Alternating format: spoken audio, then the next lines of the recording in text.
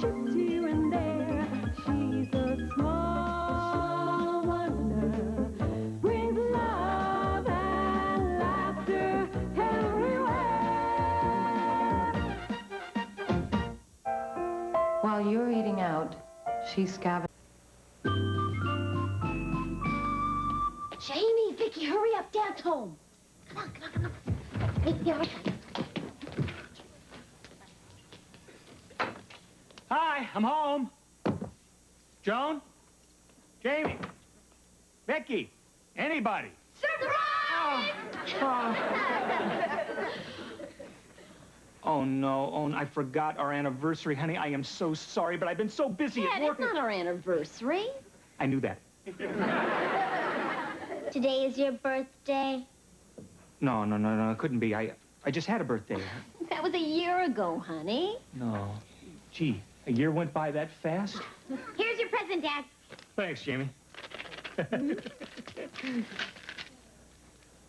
Vigortol tablets. The medicine that wakes up tired blood.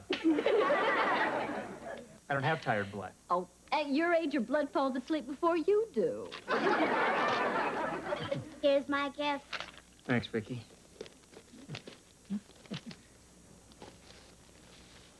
Prunes.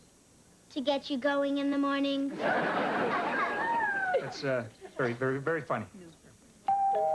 I'll get it. I am the Grim Reaper. Dad, it's for you. Are you Ted Lawson? Yes. Write out your will and take another pill. Shed a birthday tear, for the end is coming near. Happy birthday from your lovely wife, Joan.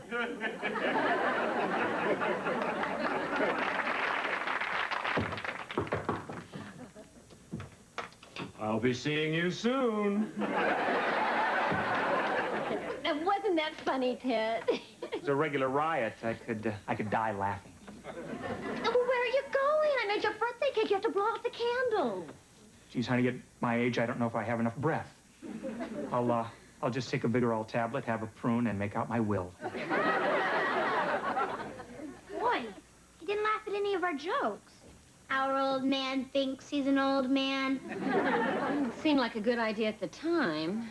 It was, Mom. And that singing telegram gave me a great idea. I'm going to start my own singing telegram business and make a fortune. And, Vicki, you can help me with it. We'll get going in the morning.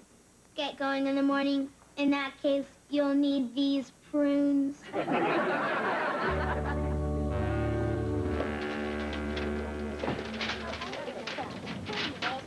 Hey, Jane, what you doing? Hey, Red, one flyer's worth 1,000 words. Kilogram singing telegrams for every occasion. Jamie Lawson, president. It's my new business. I'm going to cheer people up, and they're going to pay me a fortune to do it. And that'll cheer him up. Me, too. I always wanted to marry Rich. So how does it work? Well, let's say, for example, you want to send a Valentine greeting to your girl, Brandy. You tell me all about her, pay me $2, then I'll write a singing telegram. Oh, you mean like, yo, sweet Brandy, sweet as candy. You're so cute, and you're so fine. Bet you think I'm terrific, because I sent this Valentine. Wait,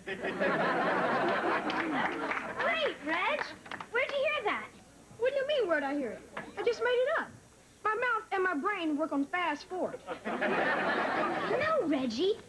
With you writing the telegrams, Vicki singing them, and me selling them, we could do okay. How'd you like to join the company? You mean be partners? Right. Hey, you got it, partner. Right.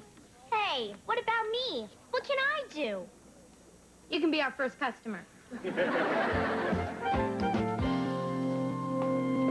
Okay, Vicki, do your thing.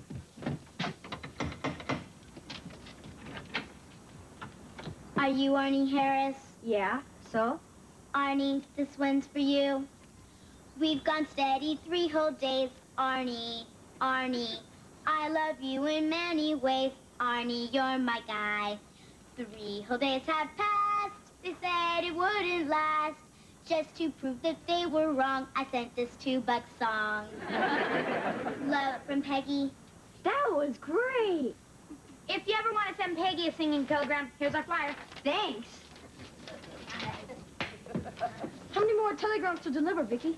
3. 1 happy birthday, Gwen. 1 hope your rash clears up, Maureen. And 1 mazel tov on your bar mitzvah, David.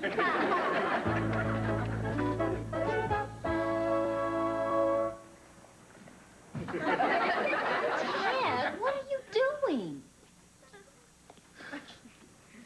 My skin has lost its firmness. It takes Jell-O less time to settle. Honey, stop this. You've been acting like an old man for 3 days. No, honey, I think that you and the kids are right. I am an old man. Oh, you are not. I mean, you're young, handsome, strong, vital. I think I'll take a nap. No way. And from now on, I don't want to hear the word old in this house.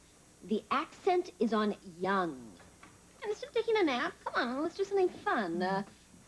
Come on, let's dance. Well, honey, I really don't think I should at my age. Ted, cut this out. Age is just a state of mind. You're as young as you think you are. I think I'm 112. That's old.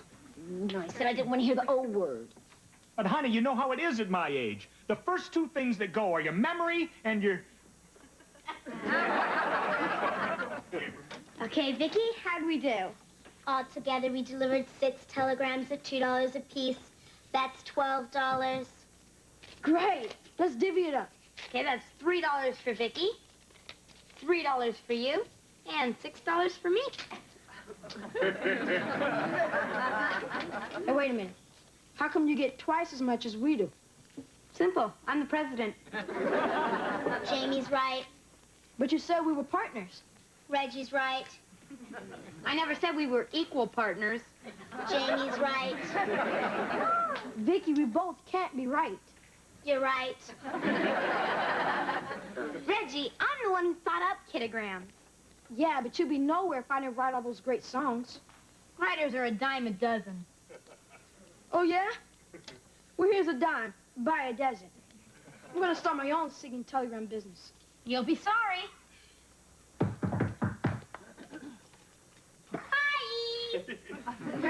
You still want to be in the singing telegram business? Oh, boy, do I! Well, can you sing? Can I sing? I've been working on the railroad. Can you dance? Can I dance?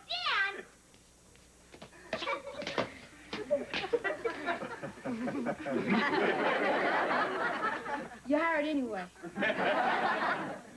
Oh, Jamie, I knew you'd never leave me out of your company. Harriet, Reggie, and I just split up. Yeah, you're gonna be working for me. Now, wait a minute. Jamie's my man. I can't go to work for a competing firm. I'll pay you $1 a telegram. When do we start? Right now. Let's print up our own flyers. Yeah. Good riddance. Who needs them? We do. There'll be competition. They'll cut our profits in half. Don't worry. No one can sell telegrams like the Big J. But Reggie has Harriet to sing the songs now. Don't worry. She can't sing near as good as you. But with Reggie gone, who's going to write the songs I sing? I am. It's time to worry.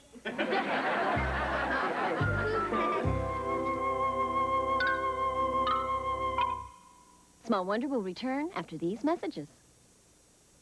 From the best-selling author of Jurassic Park. Okay, Vicki, whatever we make with our singing telegram business today is ours. We don't have to split it with Reggie. The office is open. Hey, you the guy with the singing telegrams? Can't you read? Of course I can read. What kind of question is that?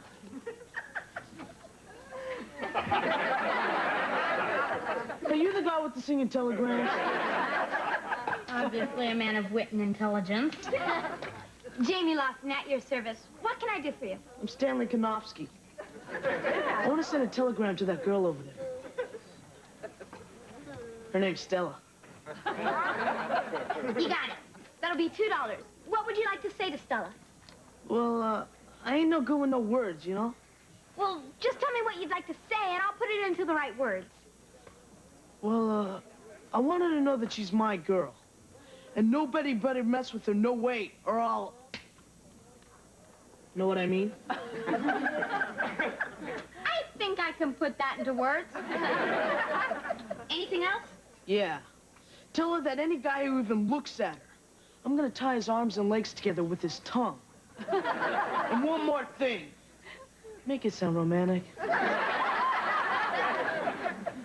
You got it. Stella will receive her singing telegram this time tomorrow. Wrong. You're gonna deliver it in 5 minutes. 5 minutes? I can't deliver an original singing telegram in 5 minutes. How'd you like me to rip your nose off and stick it in your left ear? 5 minutes it is. Okay, Vicki. Put this to music and sing it to Stella. Sing it to Stella. Stella, Yes. this one's for you. Stella, Stella, tell me you love me, do.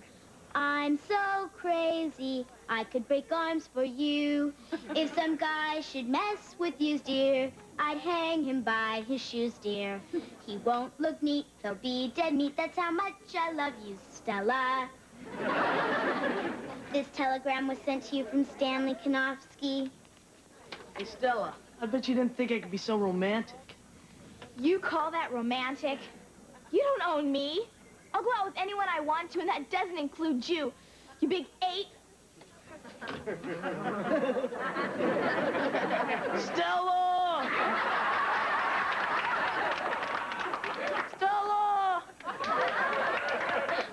If you'd like to recommend our wonderful service to your friends, please give them this flyer. This is all your fault. Because of you, I just lost the only girl I ever loved. Hey, I'll tell you what. I'll write a new telegram and give it to her for free. Okay, I'll give you one more chance. You deliver tomorrow, same time, same place. And this time you better make things right. Know what I mean?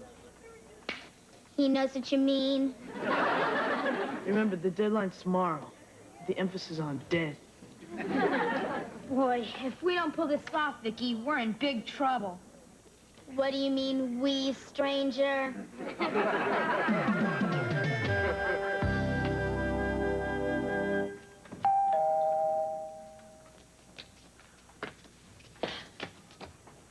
Cowabunga! Hey!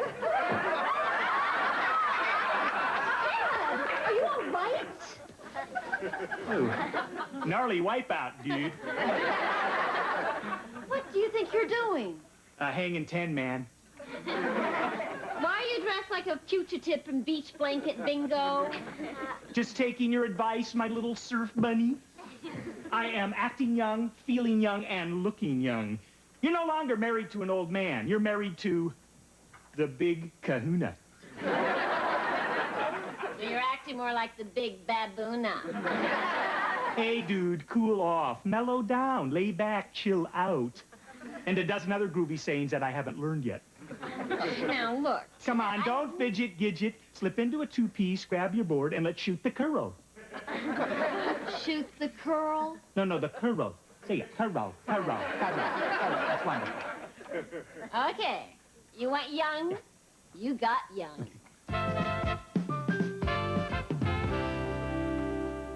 Stella, Stella, hair of yellow. Have a bite of my marshmallow. What do you think, Vicki? I think you should call Reggie and beg him to write the telegram for you. Over my dead body. That's a definite possibility. I won't ask that traitor for anything.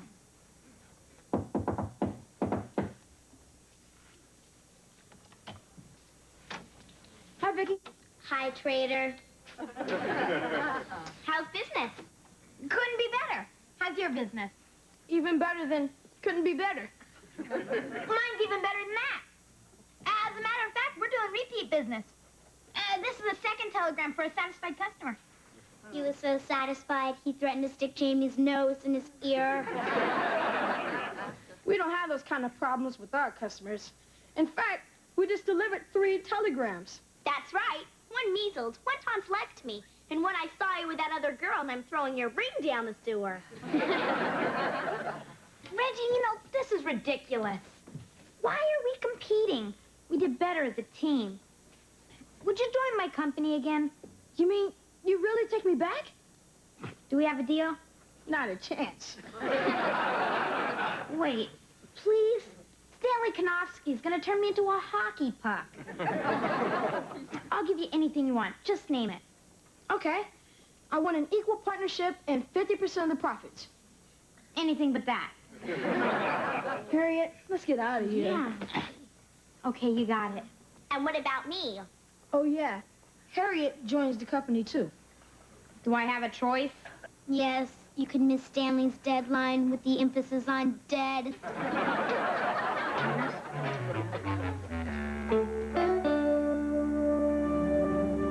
This is so tubular.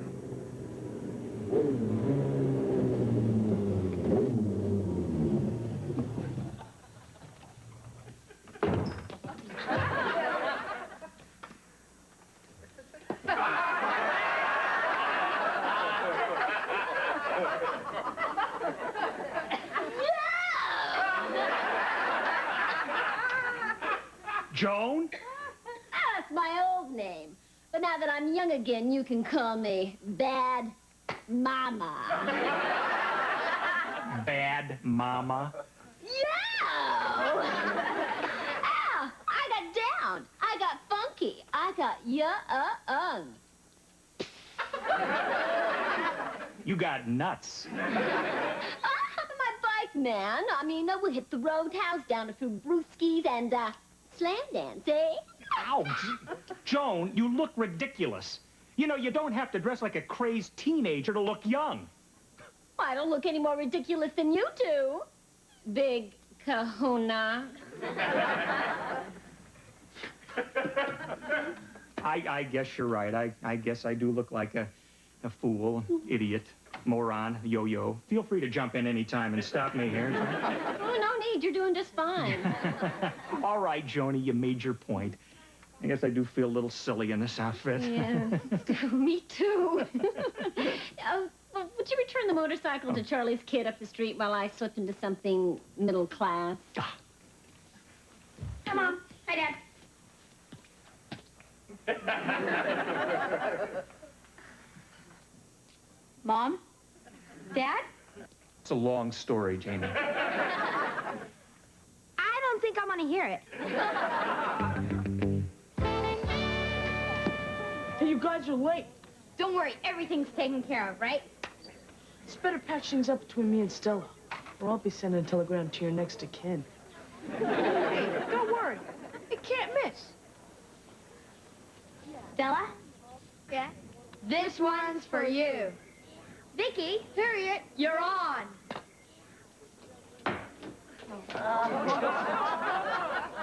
Won't you forgive me, Stella? Let's make this work. I'm asking you to stay. I want to be your fella. I'm such a jerk. Please don't send me away. I'll give you the ring you wanted and flowers too. If you would only love me true. I know I'm a klutz and sometimes a yes. Stella, be my baby. Say yes, don't say maybe. Love you, Stella Moscow. What? Love, Stanley. now that's romantic. Stella. Stanley. All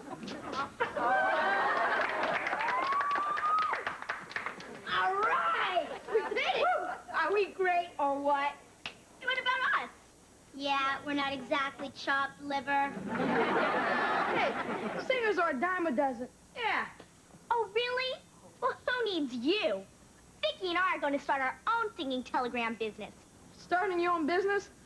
That's funny. Yeah. Really? Well, this one's for you.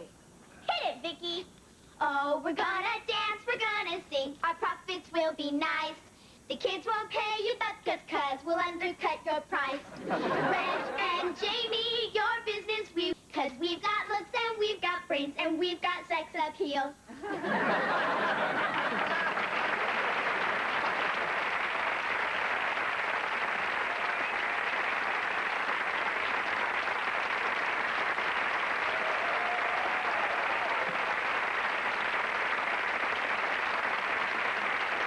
On the next Home Improvement, welcome to Tim.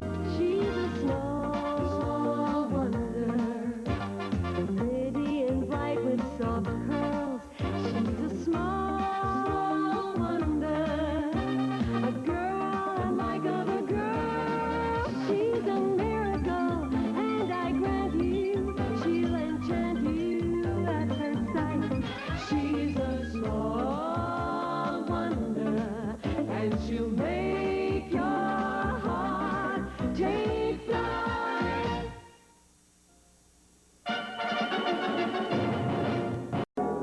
She's a small wonder, a child unlike other girls. She's a miracle, and I grant you, she'll enchant you at first sight. She's a small wonder, and she'll make your heart take flight. La la la la la la la la la la la la la la la.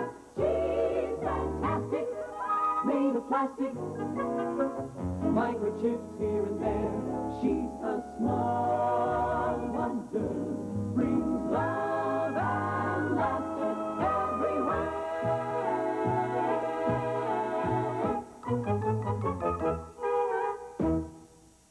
It's their turf. It's their world.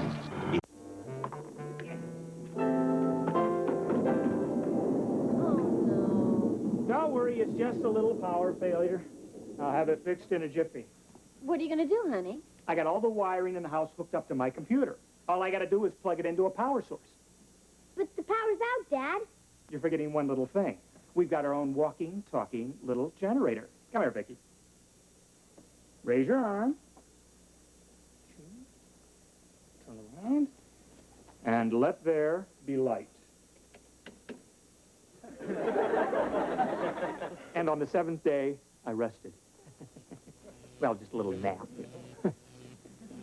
Ted, look. Dad, you better do something.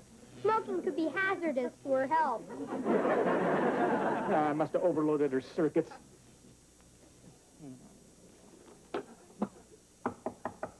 Oh, there's someone at the back door.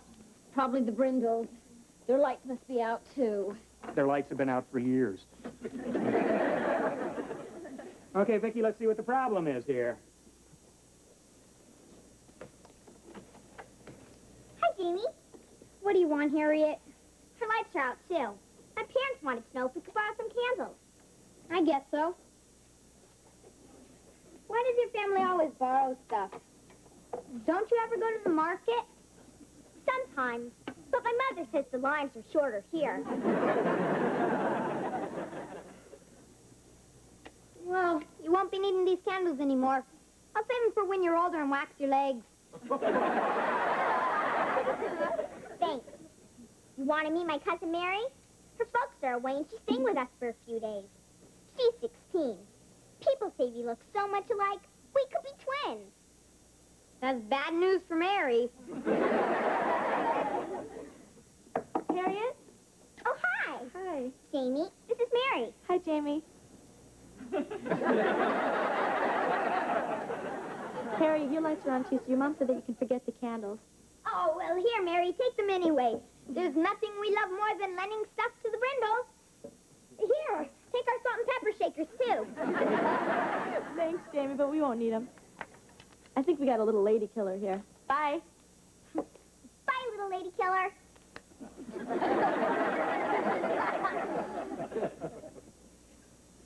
There. That should fix the problem. You had us worried, Vicki. Well, we can finish our game now, okay? Okay, now game hour finish, can we?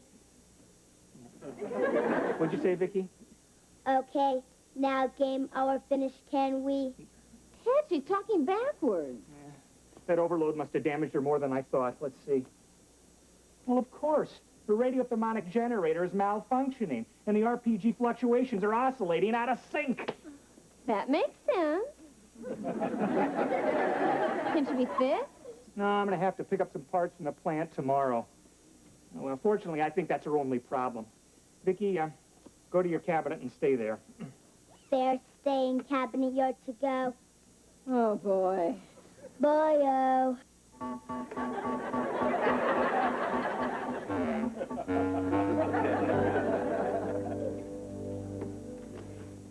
I'm telling you, Reggie, Mary's the most beautiful girl I've ever seen. I can't get her out of my mind. She's like a human Twinkie. So what you gonna do about it? I don't know. It's tough to date a 16-year-old when your body only goes up to 12. Why don't you try smoking a pipe? You not only look older, you could say smoking stunted your growth. It's gonna take a lot more than a pipe. I've got to act older, too. Be more sophisticated, like the guys in the old TV movies.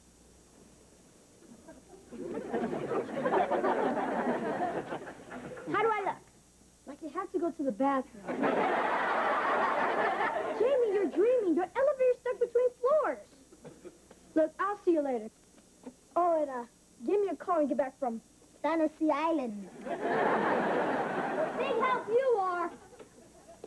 Oh, hi, James. Listen, I got to go to the plant to pick up some parts to fix Vicki. You want to go? No, thanks, Dad. But I really could use some advice. Advice? Sure, James, you got it. Have a seat, huh? Dad, do you know anything about women? Not anymore, Jamie. I got married. Come on, I'm serious. This girl is someone real special, but I'm not special to her. How do I get her to know me better and to like me? Ah. Well, Jamie, I'd say the best way for a man to win a girl's heart is to be very clever. How do you do that? Well, there was this little trick I pulled in college once. You see, I was crazy about this girl. I could not get her out of my head. You mean Mom? No, her roommate. Barbara Edinson. Va-va-boom, Jamie. I mean, when this girl smiled, you could hear violins. Now, this is where the clever part comes in. You see, your mom was crazy about me, but I wanted to date Barbara. So I'd ask your mom out, right? But I'd ask her to bring Barbara along, too, you know, using some excuse, right? So Mom was your second choice? No. As it turned out, the more I was with your mother, the more I realized that she was the one that I really loved. But I still think that what I did was pretty gosh darn clever. Know what I mean, Jane? Thanks, Dad. That was a big help. Yeah, anytime, Jane. Hi, guys. Can Vicki come out and play? No, Harriet. She's not herself today. How about you, Jamie? You want to play? I've got nothing to do until Mary comes home. Did you say Mary? Uh-huh. Harriet, have I ever told you that when you smile, I hear violins? Violins? Oh, Jamie, how would you like to come to the movies tonight? Oh, be still my heart. I take that to yes. I'll pick Mary up at 6. What's Mary got to do with it? She's your house guest, right? We can't leave the poor girl sitting home all alone. That'd be rude. Oh, Jamie, you're so thoughtful. I'm in heaven. Yeah. Okay, that should stop you from talking backwards. Now go find Mom and help her out, okay?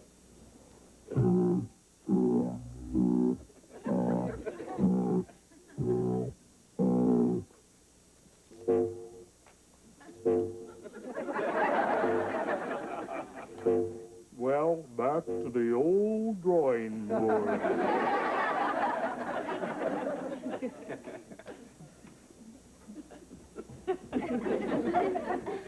What's the betting for?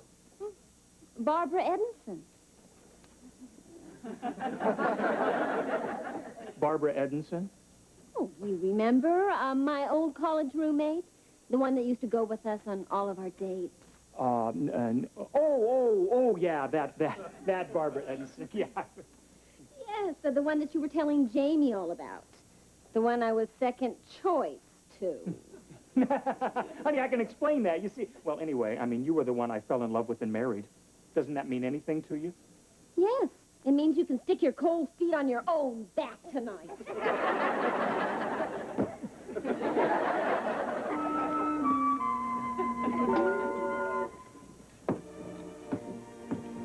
You look beautiful tonight, Mary.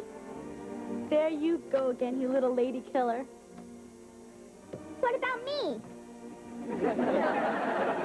Well, like you said, Harriet, you two look like twins, so you must look beautiful too. Jamie, you and your sweet talk. And me and my sweet ear. Harriet, would you like some popcorn? I'd love it. Then go get it. Well, I mean, it'd be rude if I left you two sitting here all alone. Jamie, you're so gallant. And take your time.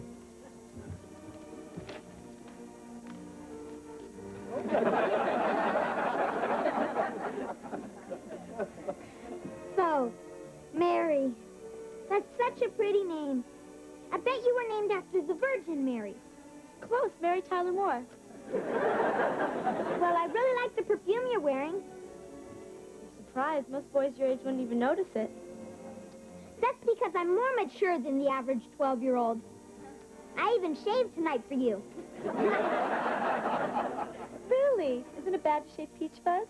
Peach Fuzz? You kidding? I get my 6 o'clock shadow at 2 o'clock.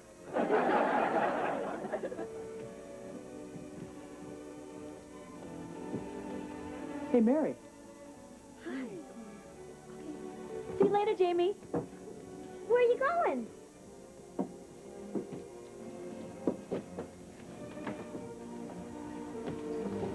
I'm back, my love. Miss me? Where's Mary? Oh, great! Now I got you all myself, sweetie. Terrific. Next Home Improvement. Has the tool man become the cruel man?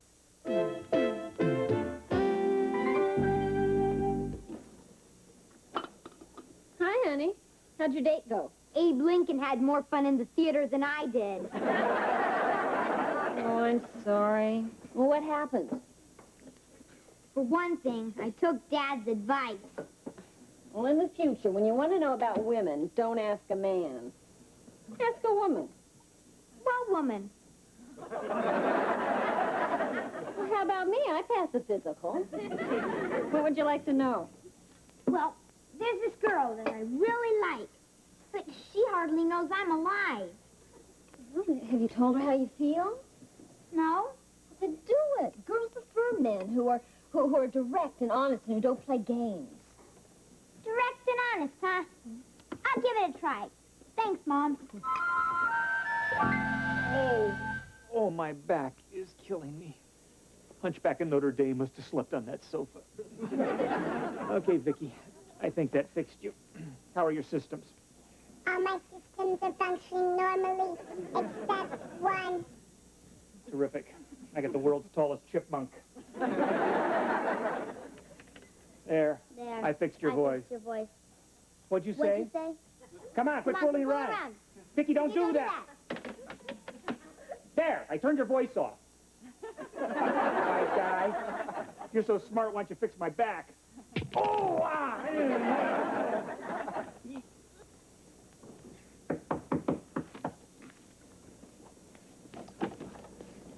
Hi, Heartthrob. What do you want, Harriet?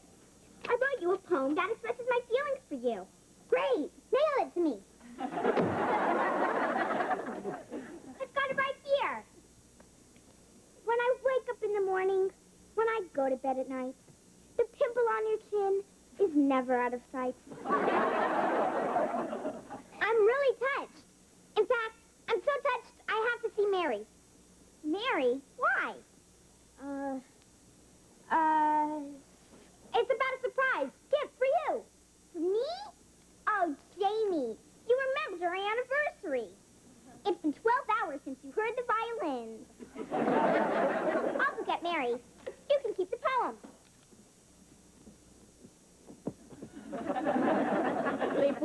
dear? Terrific, just like a baby. You mean you slept in your stomach and burped all night? Okay, I didn't sleep a wink, but I bet you didn't either. Are you kidding? There's a lot to be said for controlling your own electric blanket. I also like your side of the bed. It's a shorter walk to the bathroom. Okay, you got me over a barrel. You can also say you're sorry for pulling a dirty trick like using me to get at my roommate. Okay, I'm sorry. Well, come on, honey. I mean, am I off the hook? Please? Please? Please? Okay, you're off the hook. Shake. Shake. You think I'm going to spend the night on the sofa and settle for a shake? Where's Mary? What am I going to say to her? Your mother said to get washed up for lunch. Hey, Dad finally fixed you. He finally fixed me.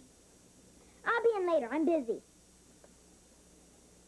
I know what I'll say. Mary, my dear, I'll be direct and honest. Let's get married. Nah, that's stupid. She'll think I'm a jerk who says dumb things. But I'm just a playboy who toys with women's emotions. Your mother said to get washed up for lunch. Not now, Vicki. Hi, Jamie. Harriet said you wanted to see me. Yeah, right. Oh, she said also to mention something about a diamond bracelet. Oh, this is my sister, Vicki. Vicki, say hello to Mary. Hello to Mary. Well, hello to you too, Vicki. What do you want to see me about, Jamie? Mary, I'll be direct and honest. Nah, that's stupid. Cut out, Vicki. You want to be direct and honest with me about what? About the fact that I'm madly in love with you. What? Why would you say such a thing? He's a jerk who says dumb things. Vicki, Come on, Jamie, quit fooling around. I really have to be somewhere. I'm not fooling, Mary. There's no use in fighting it. Fate brought us together, and it's going to keep us together. Jamie, this is ridiculous. He's a playboy who toys with women's emotions. Vicki, go. Let's get married. Now, let me be direct and honest with you, Jamie. You're too young and too short. But that's only temporary. Besides, being younger is an advantage. You'll die first, and you'll never have to be a lonely widow. I don't know whether to laugh or to get mad at you. I think you better stick to Harriet. She says you're crazy about her. Are you kidding? I only pretended to like Harriet so I could be with you. What? Jamie, that was a terrible thing using Harriet like that. I'm ashamed of you. I don't ever want to see you again. But you will.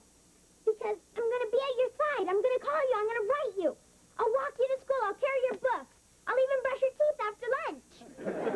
Jamie, that's enough. Goodbye.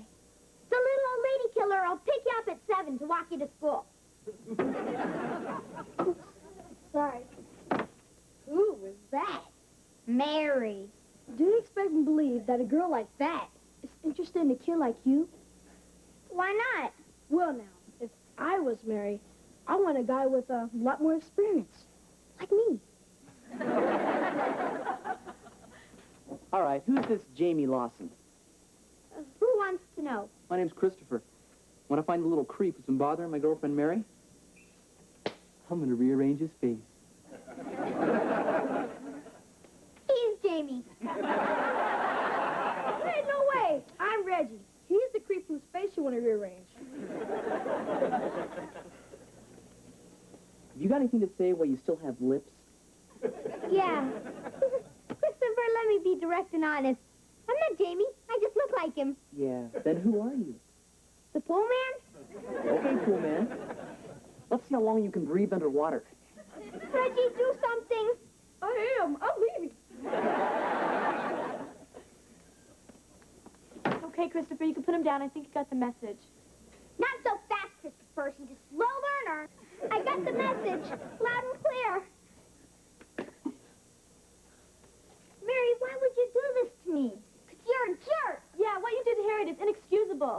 And I also don't want you hanging around Mary anymore. I just thought I could get her to like me. Like you? Why would I waste my time on a little kid and nothing? Nothing. Gee, I kind of like Lady Killer better. Mom says you must come in for lunch, Jamie. Come on, Christopher. The little baby has to go in for his bottle. I'm glad you're here, Vicki. You can tell that little skunk Jamie I'm never going to talk to him again. She said she's never talking to you again, little skunk. You can tell her I don't blame her, and I'm sorry. He doesn't blame you, and he's sorry. Harriet, I really do feel awful about what I did. And I'd like to make it up to you by taking you to the movies alone, just the two of us. Go on. What else? I'll even put my arm around you. All the way around? All the way around. Oh, I love it when you go caveman on me. See you later, sweet cheeks. Bye. Mom says you must come in for lunch now. Woo.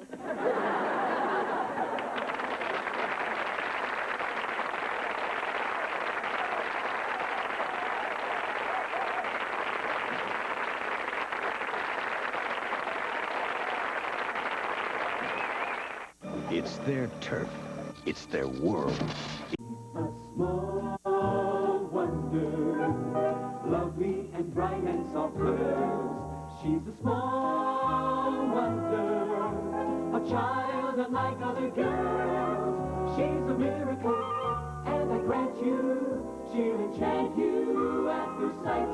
She's a small wonder, brings love and laughter everywhere.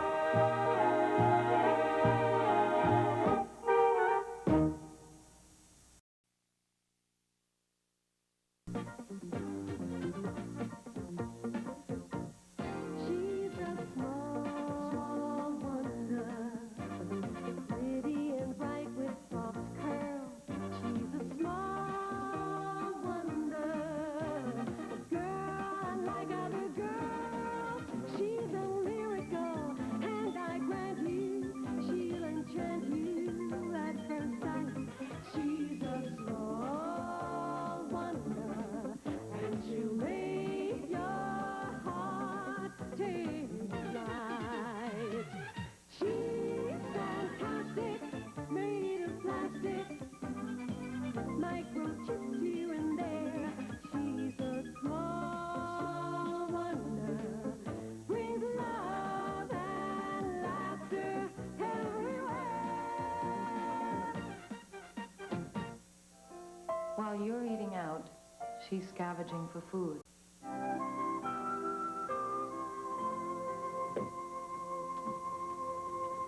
Here, Reg. Hey, Jane. What's new? Nothing. Not a thing. Except that. Whoa, who is that?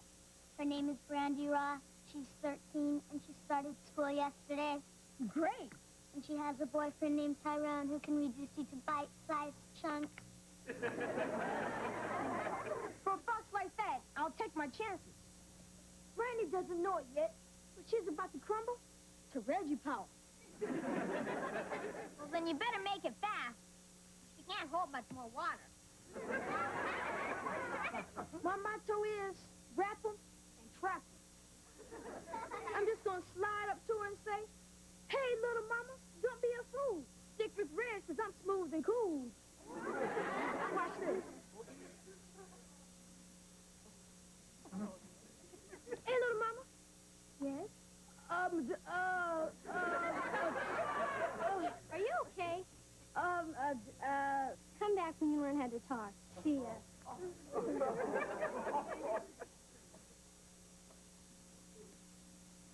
Smooth and cool. What happened to you, Reg? I don't know. I looked at her.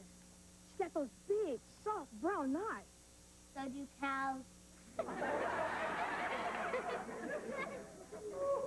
I just can't explain it. It's like something suddenly took my breath away. Maybe your shorts are too tight. You know what it is, Jamie? It's love. For the first time in my life, I'm in love again. But I have to like such a numbskull. What am I gonna do? Well, you can tell her. Yeah, but what if I get cold feet again? Well, staying away from her isn't gonna warm them up. Why don't you call her over the phone when you're not looking into her big brown cow eyes? I can't even do that. My folks grounded me from using the phone. I'm not grounded. Why don't you tell me what you want to say to her, and I'll tell her. I'll say I'm your message service, and then she can leave a message. Hey, that's a good idea. Jamie, you're a real pal. Hey, what are pals for? That'll cost you $1. Hey, you got it. You know, you can make a fortune from all this. Half of our class is grounded from using the phone. Yeah? Half the class, huh? All I need is a phone answering machine. And I got that. Vicki, you'll be my phone answering machine. And we're gonna be rich. What do you say to that? Maybe your shorts are too tight.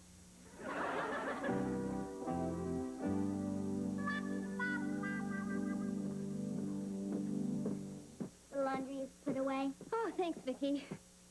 Oh, there. I hope this is doing me some good. It's important for a woman to keep her chassis classy. You want to give it a try? I'll try.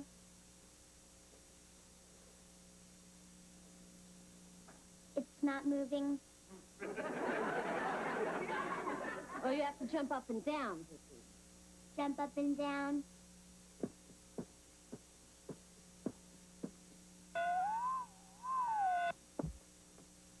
Nice of you to drop in, Vicki. I've got to keep my chassis classy. I was just showing Vicki how to use the trampoline. How was your day, honey? Not as good as my night's gonna be. Come here.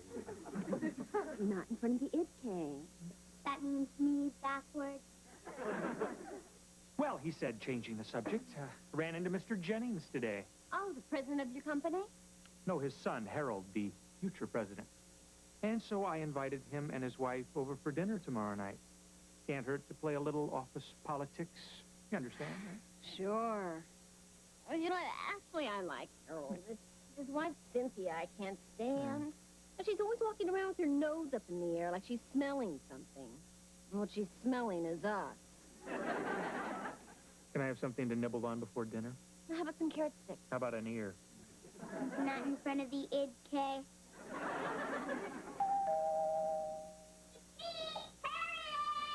Vicki, could you get that, please? Hi, Vicki. Where's Jamie? He's in his room doing his homework. Oh, well, I won't disturb him. Give him this book for me, please. Cyrano de Bergerac. So romantic. All about a poet with a big nose who's madly in love with a beautiful girl, Roxanne. But the poet is too embarrassed to tell the girl he loves her. Like with Jamie and me. Like Jamie and you. Yeah, he doesn't have a big nose, but he says I'm always sticking mine into other people's business. I'll give him the book. Thanks. I'm hoping if he reads it, he'll get up enough courage to confess his love for me. Just in case, I crossed out the word Roxanne on every page and wrote in Harriet. You should read the book too, Vicki. Okay. I just read it. That's impossible. Anyway, as Cyrano said, thy name is like a golden bell hung from my heart. And as Jamie said, get lost, Harriet.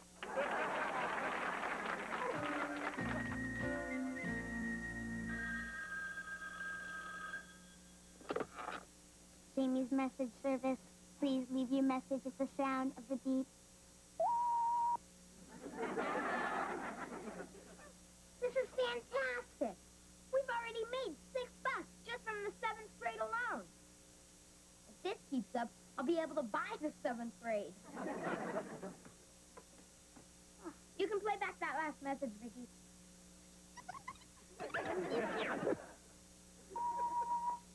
Hey, man, this is Tyrone. Tell Brandy I'm going with my folks tomorrow, so I won't be able to meet her at 10 in the schoolyard. Yo.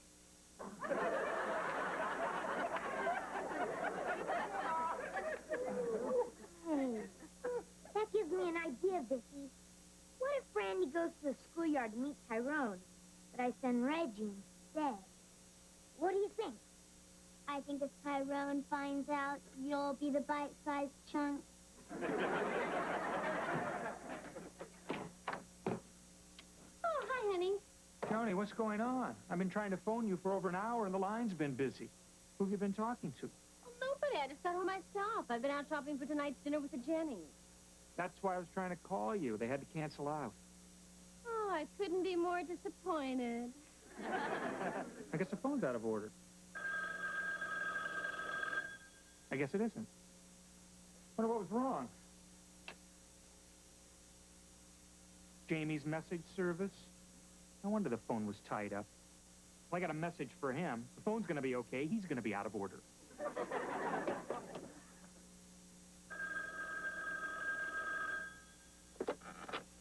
Jamie's message service. Please leave your message at the sound of the beep. It's Lawson's answering machine. Well, leave a message, Harold. Surely you can handle that without my help. Right. Hello, Ted. This is Harold Jennings. It looks like Cynthia and I can make dinner tonight after all. We'll be over at 7. Say goodbye, Harold. Goodbye, Harold. And Ted, we're looking forward to it. You didn't have to say we were looking forward to it, Harold. We don't want them to start thinking they're our equals. I like Ted and Joan. And so do I, after a fashion. But always remember that you are the boss. You are the man in charge. Say it, Harold. I am the man in charge. Good. Now go finish ironing my blouse. Okay, Vicki, you can play back that last Hey. message. What's all this about Jamie's message service? Oh, hi, Dad.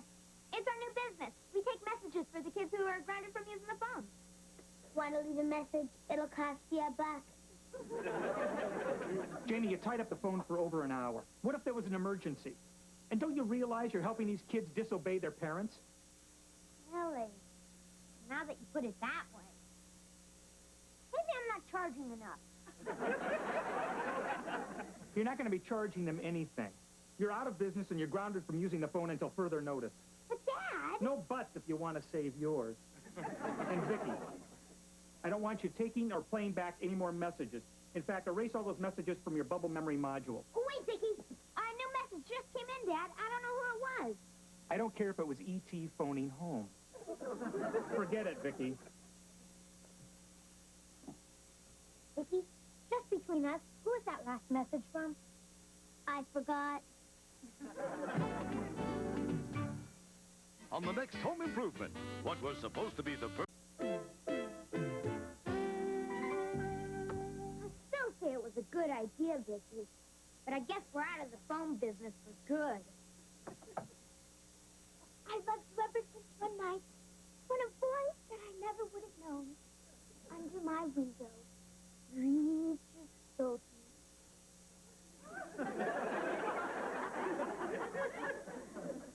Can't you just say a simple hello? Don't you have a romantic bone in your head, Turkey? Now it's dear know the birds are at. Didn't Vicki give you the book? I gave the turkey the book. Yeah, great book. I used it to squish a spider. I was hoping you'd read it and then tell me I'm the most desirable, enchanting creature on earth. But I'll settle for Frecklehead. I'll give you one thing, Harriet. You sure are persistent. I sure am. And I'm going to give you just 24 hours to read that book, Jamie. And what if I don't? Then I'll give you 48 hours.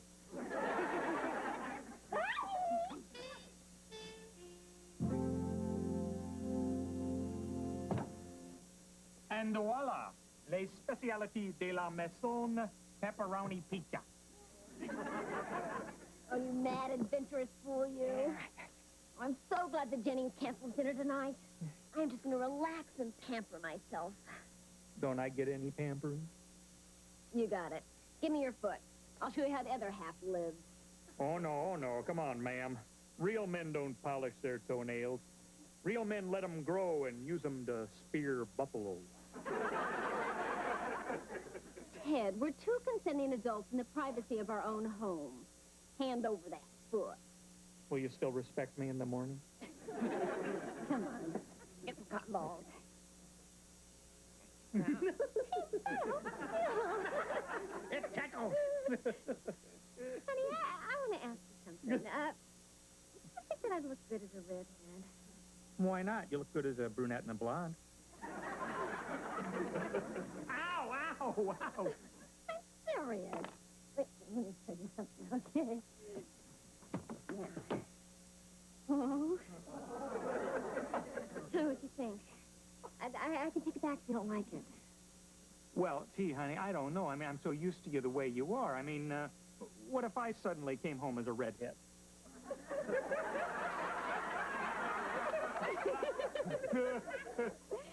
Come on over here. You gotta see this. All you need is a big ball on the end of your nose and exploding tan. I look like Orphan Annie with eyeballs. You think it's too busy with my outfit?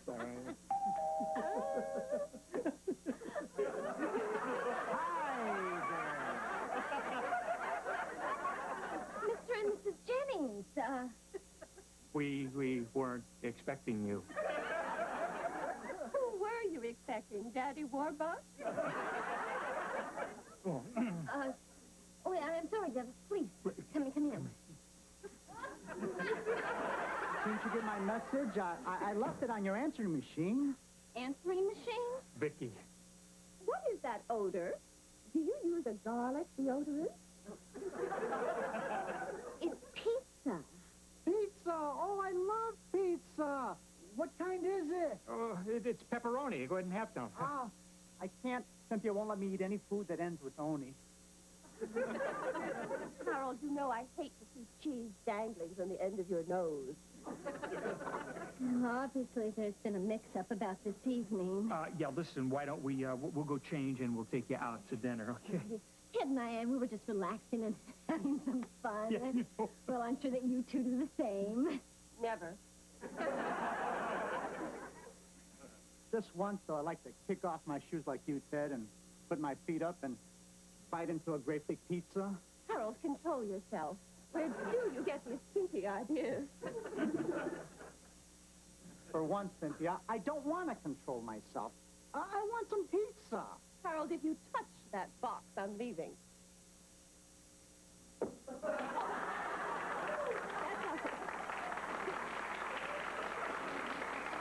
I'll wait for you in the car. And if I smell pizza on your breath, you're sleeping on the sofa tonight. Quick, let's have some pizza. Help yourself here. I'm really sorry about this, Harold. Oh, quite all right. Don't worry about it. Heaven. This makes the whole evening worthwhile. Don't you want some more? No, just enough to keep me on the sofa. Thanks for everything. Harold, are you coming or not? Can I use some of your cotton balls, please? For your toes? Harold! No, for my ears.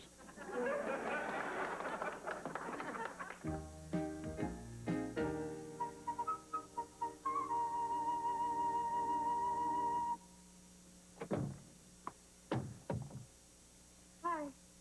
Reggie, I was just coming over to see you. Look, I've got it all worked out for you to get together with Brandy this morning at the schoolyard. What you talking about, Jamie? She's expecting to meet Tyrone, but you're going to show up instead, numbskull. Oh, man. You know what happens when I see Brandy? She makes me crazy. I can't talk. My cheeks stick to my teeth. What can I say that wouldn't sound stupid? You could say, your name is like a golden bell hung in my heart. And when I think of you, I tremble, and the bell swings and rings. That's wow. Where'd you get that from, Vicki? Cyrano de Bergerac, a book about an ugly guy who tells his handsome friend what to say to win the heart of his beautiful girl. Hey, I answered your problem, Reg. How's that? Well, Brandy's the beautiful girl, and you're the handsome friend. Hey, yeah, and you're the ugly guy. So what's the plan? Well, I haven't read the book, but Vicki has. She'll be Cyrano and tell you what to say. Right, Vicki? What'd you talk about, Jimmy? And we'll be hiding right here, Red.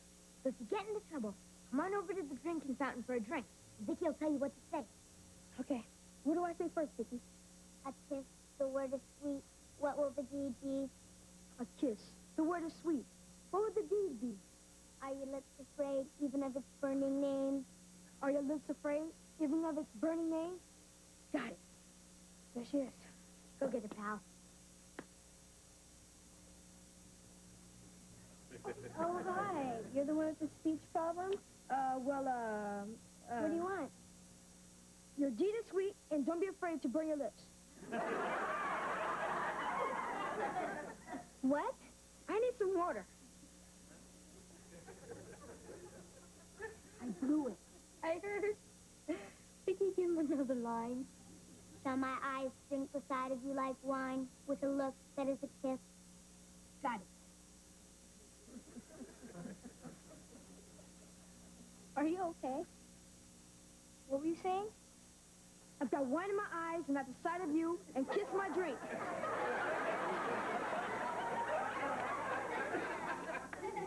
I need some more water. I blew it again. Give him another line. Do you begin to understand me a little? Can you feel my soul there in the darkness breathe on you? Hope I got it.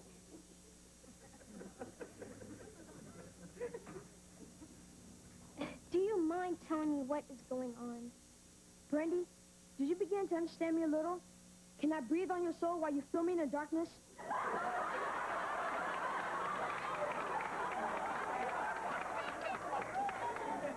What are you saying? I have no idea. Excuse me. Look, I demand to know what is going on. What is the matter with you? What he's trying to say is that he's in love with you. But he can't look into your cow eyes without making him crazy.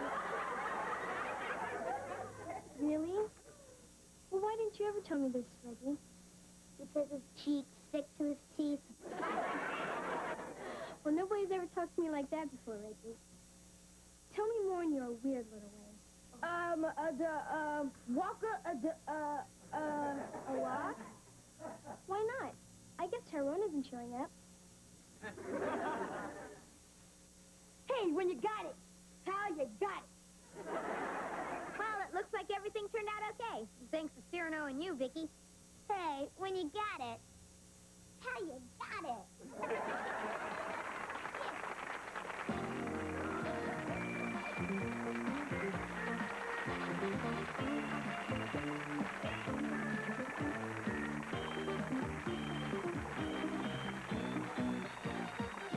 Sprint Sense International gives you great...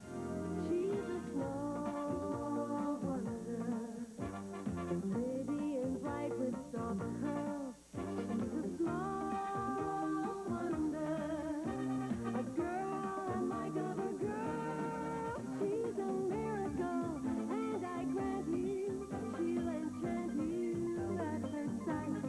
She's a small wonder, and she'll make your heart take flight. She's a small wonder, pretty and bright with soft curls.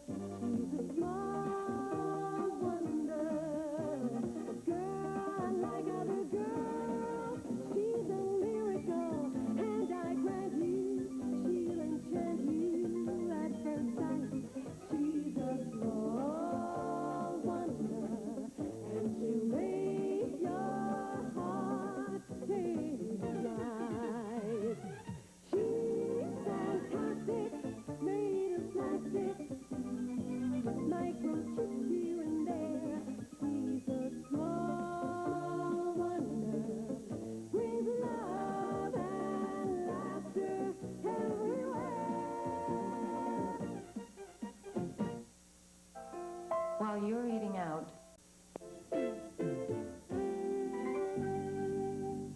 this, Vicki.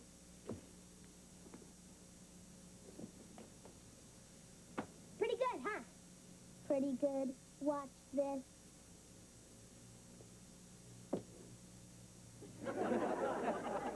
Pretty good, huh? Big deal. Any robot can do that.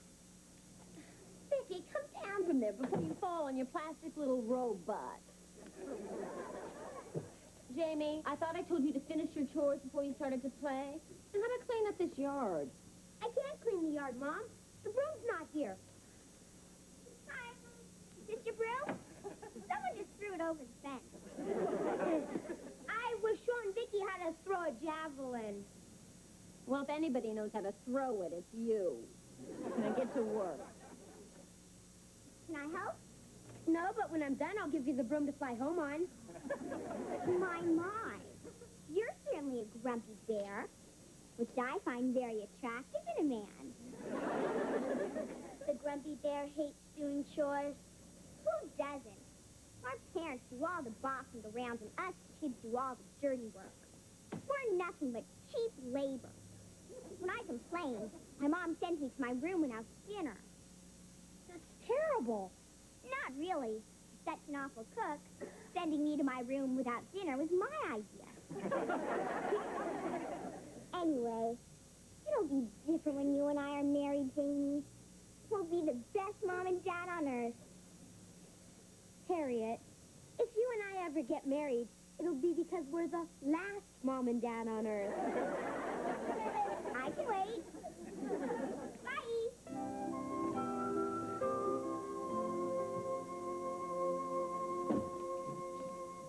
Hi. Hi. Bad day, huh?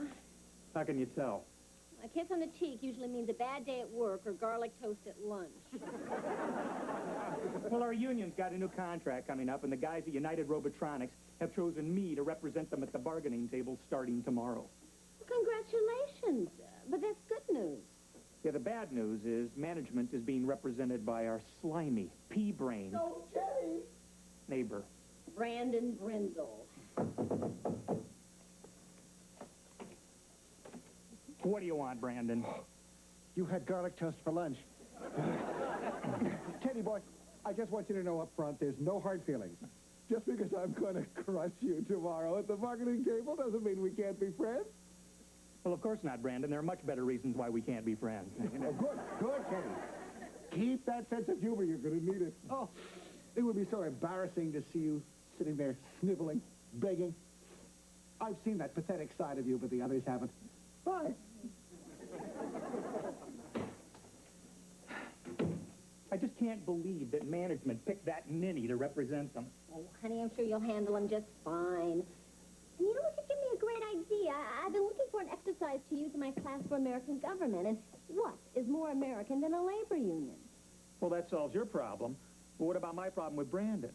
I mean, how am I supposed to negotiate a raise with a man who is so cheap his guest bathroom has a pay toilet?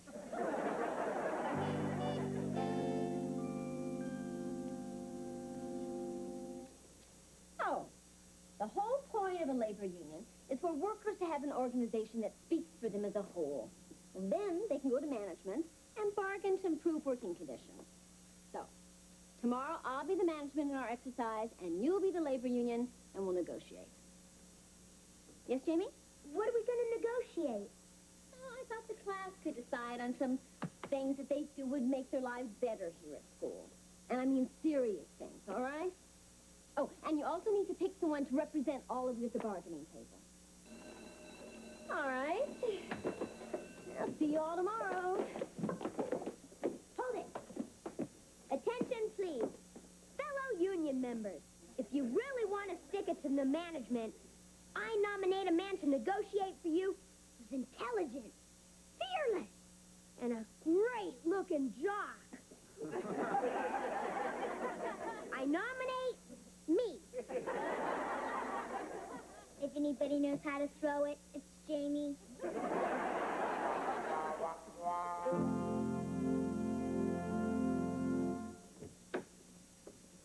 Hi. Hi. Oh, did your union pick its negotiating team? Yeah, they chose us. Tomorrow we'll really stick it to management.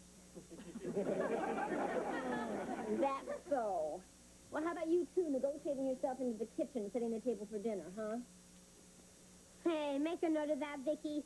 Management trying to bribe labor with kisses. Got it. No kisses for management. Hi. Hi. Are you management? No, I'm labor. Then it's okay to kiss me. How did the negotiations go with Brandon? Terrible, frustrating, the worst. My, you're certainly a grumpy bear. Which I find very attractive in a man. Well, it went pretty much as I expected. I presented our demands, and Brandon sat there breaking pencils with his teeth. So I tried to slip in a metal letter opener. Dad, do you mind telling me some of your bargaining points? I'm doing a little research for my class. Oh, well, we're asking for a 10% pay hike, a 3% increase in profit sharing, and a better health and dental plan. What did Brandon say to all that? Well, in his own mature way, he said... What does mean? It means kiss off. I'll make a note of it. I'll get it. Oh, no, you don't. You've got your after-school chores to do. Get into the kitchen. Looks like management's sticking it to us. Hi there. Hi, Jody. Well, you put on a pretty good show today, Teddy. I almost caught myself listening once. Brandon, I know you were listening because I heard my words echoing in that Grand Canyon between your ears. Funny. Listen, Teddy, play ball with me in these negotiations, and one of these days you'll be management like I am. Brandon, are you hinting at a bribe? No, I'm coming right out and saying it. Listen, just accept what I have to offer. We'll get everything over quickly. You'll be a hero. No? Well, I think it'd go just as quickly if you accepted everything I had to offer, then you'd be a hero. Not a bright one, but a hero. Gee, I never thought of it like that. Well, when you put it that way, just let me say this. Speaking for management...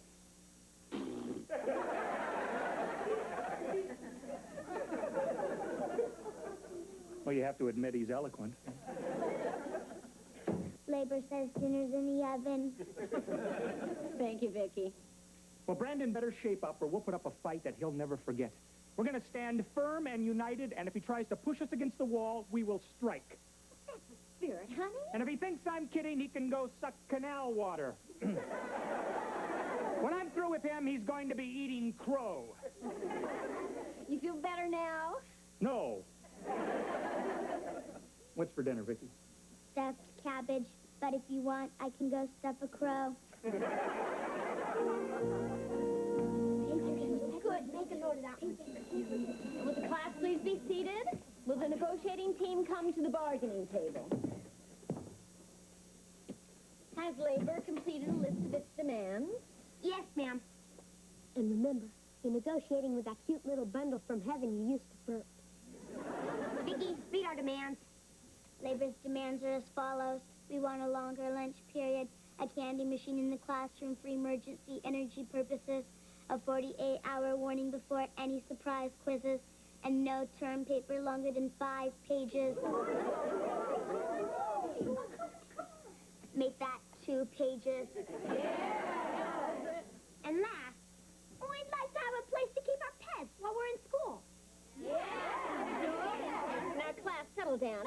I thought I instructed you that I wanted these to be serious demands for this exercise, not frivolous things. They are not frivolous. Frivolous. Frivolous is an adjective meaning silly. Is management telling labor that pets aren't important to kids? Well, I really don't think that... Adults have daycare centers for their kids. Why can't we have them for our pets at school? Now, class, that's enough. Management has no intention of giving in to these demands.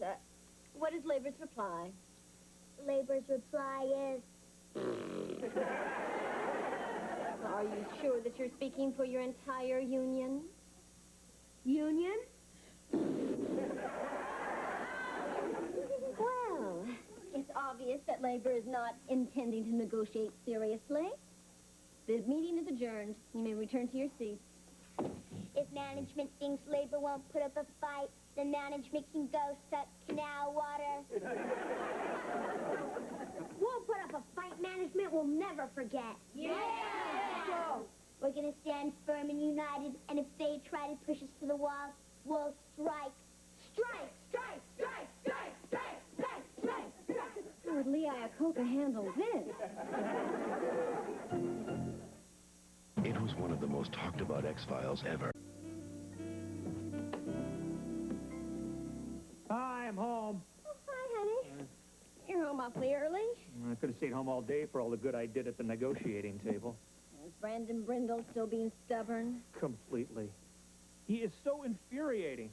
When I asked for a 10% wage increase and a decent dental plan, he countered with a 10% cut and a reminder to floss between meals. Well, what are you going to do about it? I'll show you. You're on strike? Didn't have any choice. It was either walk out and strangle the company or stay in the room and strangle Brandon. Sure you made the right choice? Well, at least you're not the only one. There's a strike at my school today, too. The teachers went out on strike? Not the teachers, my students. The whole class walked out. You're kidding. Well, you wanted to teach them about labor unions. Hi, Dad. What's the sign for?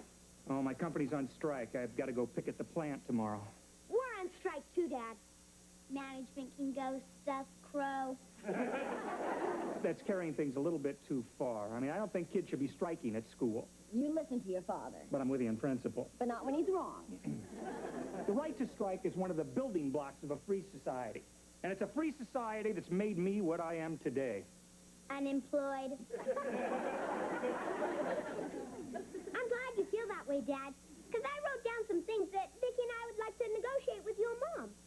What do you mean? Well, we do the chores around here, so that makes us labor. You give the orders, so that makes you management. Vicki, read our demands. I don't believe this. Believe it. Labor demands an extra hour of TV every night, a modest $5 a week raise and allowance, and no more broccoli. That's it. Short and sweet. I'm afraid we can't let you stay up an extra hour. You wouldn't get enough rest for school. Yeah, and as for your allowance, you already get enough to cover your basic needs. Video games, comic books, and Slurpees. Well, what about the broccoli issue? Broccoli's nutritious. It's good for you. It's yucky. I'm with her. Sorry, it's no on all three demands. Okay. If management won't negotiate with labor, then labor has only one thing to say. What's that? I think that's self-explanatory. We're on strike.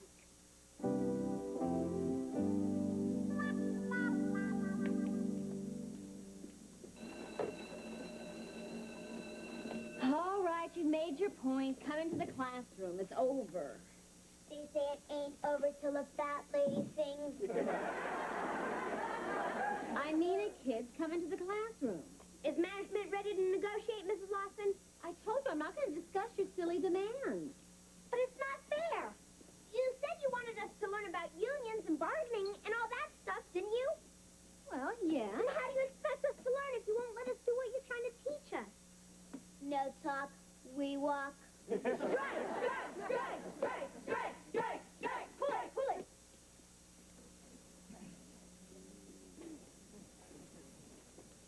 Mrs. Lawson, I realize I'm only the principal of the school, but may I ask why your class is picketing in the hall? Or is that being too pushy? Well, Mr. Bryan, it is kind of hard to say. Give it a shot. They're on strike. Strike? Can we talk? Miss Lawson, this better be good. Well, if you recall, Mr. Bryan, I cleared this class assignment with you on labor unions yesterday. Yes, but I don't recall giving my approval for a strike. That was their own idea. Mr. Bryan, I know this is a little extreme, but I think they're about to learn an important lesson here. I would really appreciate it if you just let me play this out a little longer. Well, okay. Thank you, Mr. Bryan. Would you get them back back into the classroom before the whole school joins them and we end up on 60 Minutes? Boys and girls, will you please come into the classroom? Management is ready to negotiate your demands. Yeah!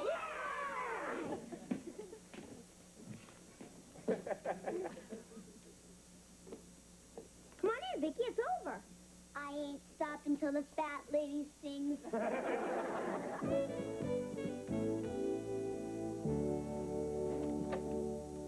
Oh, hi. Hi. How's the day on the picket line?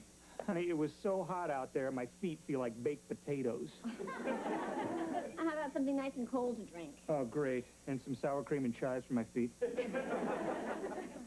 So how's your strike going? Oh, I'm thrilled to say that it was all settled. Had to do a little compromising, though.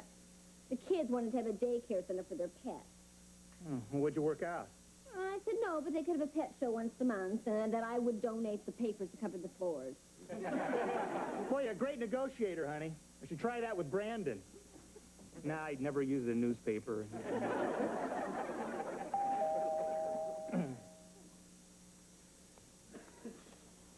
Hi there. Oh, you look terrible. Rough day on the picket line? Brandon, if you're not talking to me at work, I'm not talking to you at home. Now, Teddy, Teddy, Teddy. Don't Teddy me. I'm not talking to you. But don't be a pig-headed fool. This strike is all your fault. Yeah, well, how about hitting the road, jerk? What are you calling a jerk, you toad? Okay, you're not a jerk. You're a jackass. Why, you worm? That's an insult. Yeah, to the jackass. And who you calling a worm? Hey, I'm your boss. I can call you anything I want. You're nothing. Oh, great job. Boss over nothing. Come on, will someone tell me what's going on here? The jackass told the toad to strike was a toad's fault, so the pig-headed fool told the jerk to hit the road. Vicki, why don't you go outside and play with Jamie while I talk to the animals? Brandon, why did you come over here? Because I'm a sensitive, caring man. I felt terrible sitting up there in my office, all air-conditioned and cool, raking in the big bucks. Teddy's out on the hot bricks, starving to death. Well, I never knew you cared that much about Ted. I don't, but who wants to live next to starving people? It drives down the property values. Let me remind you of something before you go, big heart. Whatever happens to me happens to you, too. Yeah. If I starve, you starve, too. Fine. Fine. What do you mean I starve, too? Just what I said. If labor's out of work, then management has no one to manage. You'll starve to death with the rest of us peasants. Nice bluff, Teddy. Let's negotiate. Strike! What's that noise? Sounds like it's coming from the backyard.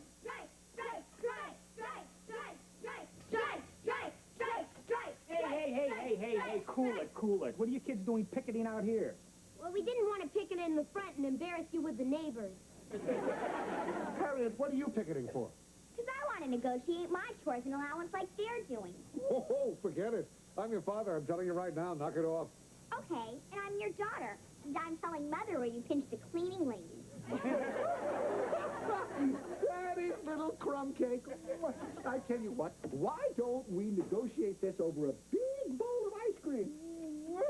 I'll see you later, Teddy. We can finish our negotiations tomorrow. They're only about money. And ours are about life and death, too. Now what about our negotiations, Dad? Okay, let's go inside and work things out. All right.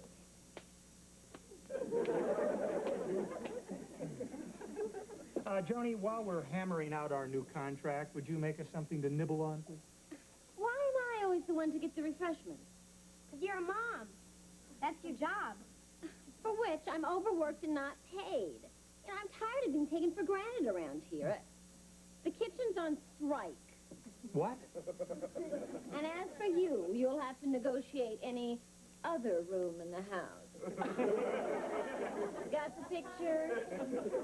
Joni, come on, let's be reasonable here. Wonder what Dad's gonna do now that Mom's mad at him. He can pinch the cleaning lady.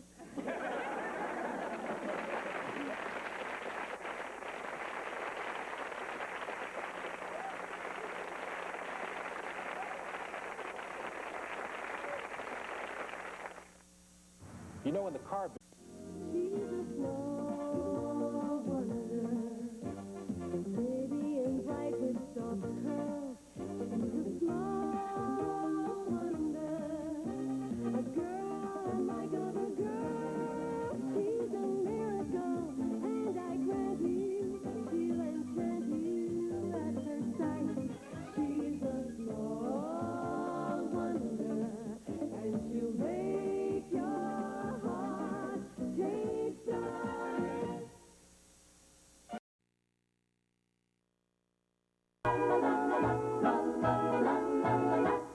She's a small wonder, lovely and bright and soft curls. She's a small wonder, a child unlike other girls. She's a miracle, and I grant you, she'll enchant you at first sight.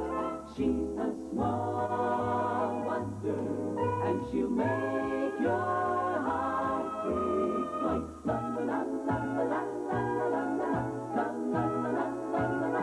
She's fantastic, made of plastic, microchips here and there. She's a small wonder, brings love and laughter everywhere.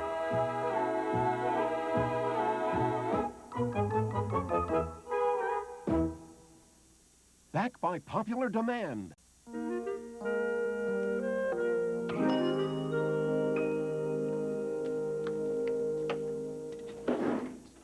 Oh, no.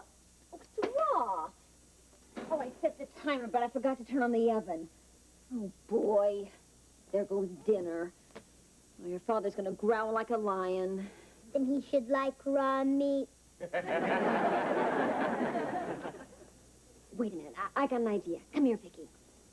You're an electronic miracle, so let's try something. Stick your finger in the roast. Stick my finger in the roast. Now, give it your full power. My full power.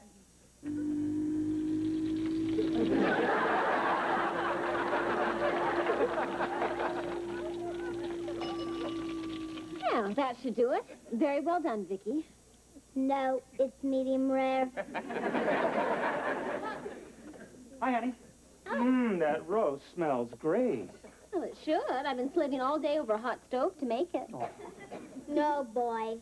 Well, Vicki did have a hand in it. No, just a finger. That's enough, Vicki. Finish setting the table. So how was school today, teacher? Oh, I'm having a wonderful time. I wish I could substitute for Jamie's regular teacher more often. Now, how's my robot behaving in school? You know, honey, I still can't help worrying when she's out of the house. Oh, honey, she's fitting right in. She's being programmed to act just like all the other kids in class. Great. Then our grand experiment is working better than we'd hoped, huh? She's becoming more human every day. Except she doesn't eat at lunch, of course. That cafeteria food will kill you. Hi, Dad. Hi, Jane. Mom, where's the furniture polish? I want to shine up this gavel. Oh, it's in the cabinet next to the oven. What's the gavel for, Jane? Judge always has a gavel, Dad. A judge? You?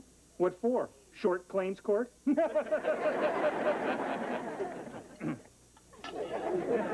Teaching Jamie's class about the American legal system. I'm turning his 7th grade classroom into a courtroom. And then we're going to try some of the cases of kids who've broken rules in school. Oh, clever idea. What a great way to teach kids about the law. And the class chose me to be judge because I'm fair, smart, and popular. And because none of the other kids wanted it. Well, wait till you hear my news. I saved $50 today. How'd you save the money, Ted? By not getting a parking ticket. You see, I parked in front of a fire hydrant, but when I came out, there was no ticket on my windshield. How could you miss seeing a fire hydrant, Dad? Well, I saw it, but it was late. I was on a side street, and so I just decided to take a chance, you know. And I love putting one over on those meter maids. Vicki,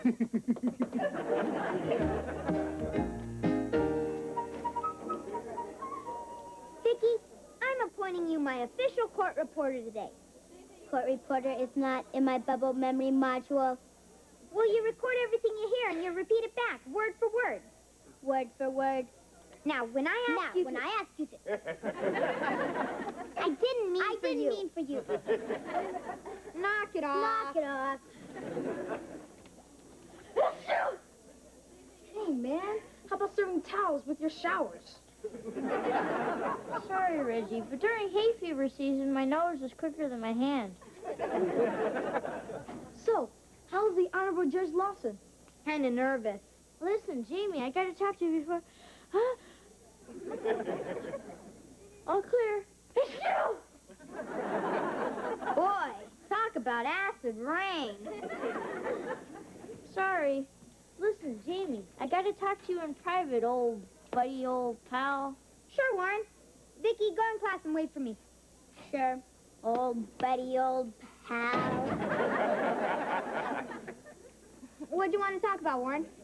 You're my true friend, right? Right. And friends take care of friends, don't they? Sure. Good, because I'm your first case in court this morning, Judge. Don't worry, Warren. I'll go easy on you, whatever you did. Thanks, old buddy. Jamie, I can't believe what I just heard. That's not how a real judge acts. I've never been a judge before. I guess I'm going to have to learn through trial and error. Not funny. Oh. You gotta be tough, or they won't respect you. Like that Judge walking on people's court. Yeah. I'll tell you what, Reggie. Why don't I make you my bailiff? I'll be Judge Wapner and you can be Rusty. All right, we'll throw the book at him. The book? We'll throw the whole library at him. All right, class, let's settle down, please. You know, by the end of the week, we should all have a better idea of how the American system of justice works. Bailiff, call the court to order, please. Hear ye, hear ye. The court is now in session. The Honorable Judge Jamie Lawson presiding. All rise. Here comes the judge. Here comes the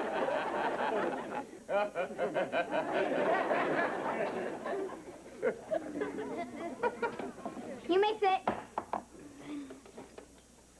Vicki, call the first case, please. The 7th grade versus Warren and Wright. The defendant will take the stand.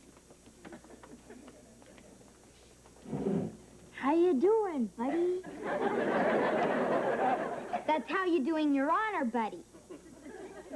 You are accused of running up the down staircase. Right, Your Honor. How about serving towels with your showers?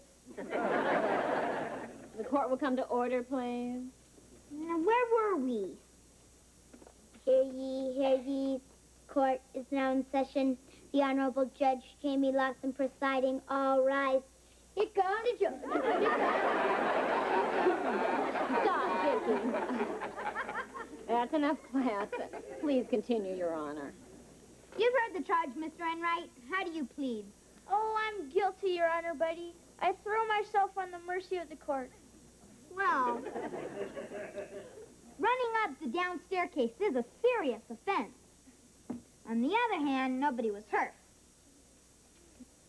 Think Wapner.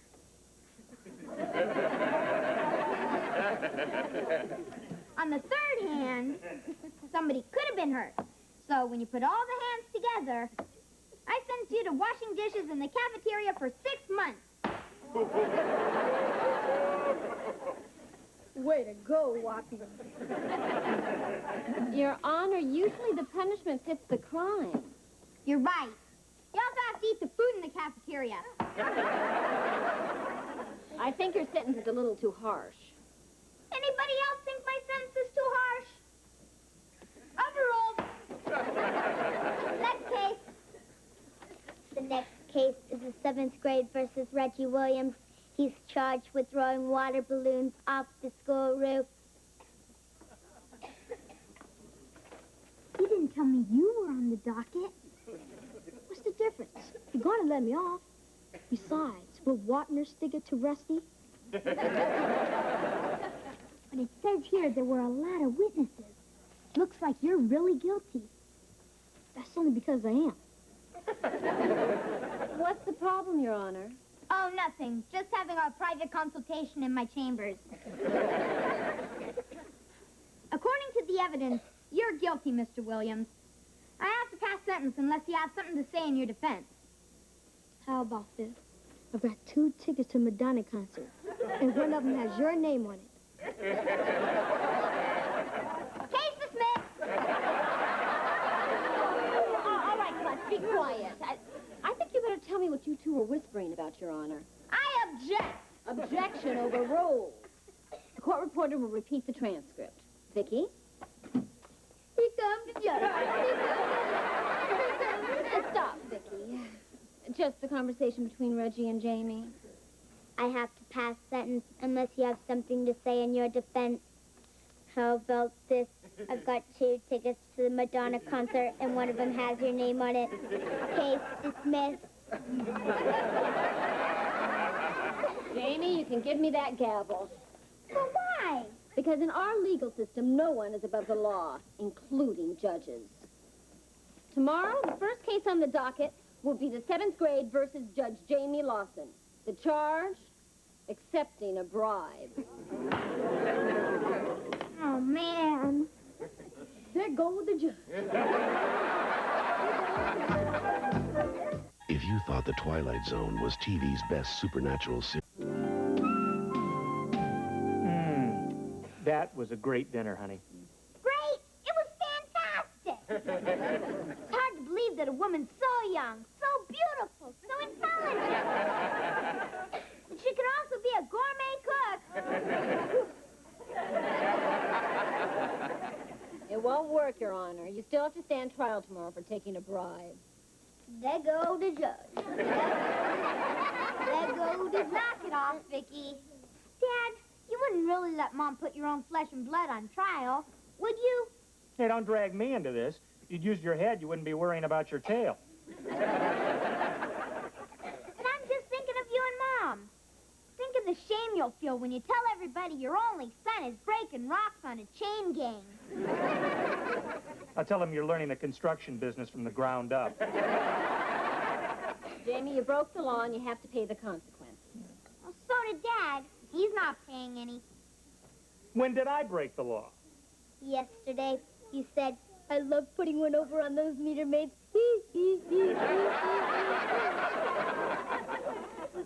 Well, that's different. Why? The grown-ups have one set of rules and kids another? You've got a point there, Ted. Well, what do you want me to do? Go out and get arrested? Sure. We could be cellmates. Enough, Jamie. Well, at least you gave me a last meal before they hang me. Yeah, we'll send a priest to your cell. Vicki, I've got to convince the court tomorrow that I didn't do what I did, or I'm in trouble. They'll hang you. They're going to make hamburger out of me unless I have someone like Perry Mason defending me in class. Perry Mason hasn't lost a case in 836 reruns. Hey, wait a minute. I know someone who'd make as good a lawyer as Perry Mason. You. I'm not programmed to be a lawyer. You will be once you finish reading that book Mom has. The one about the great lawyers and their famous cases. You're gonna save my neck, Vicki. Not to mention your tail.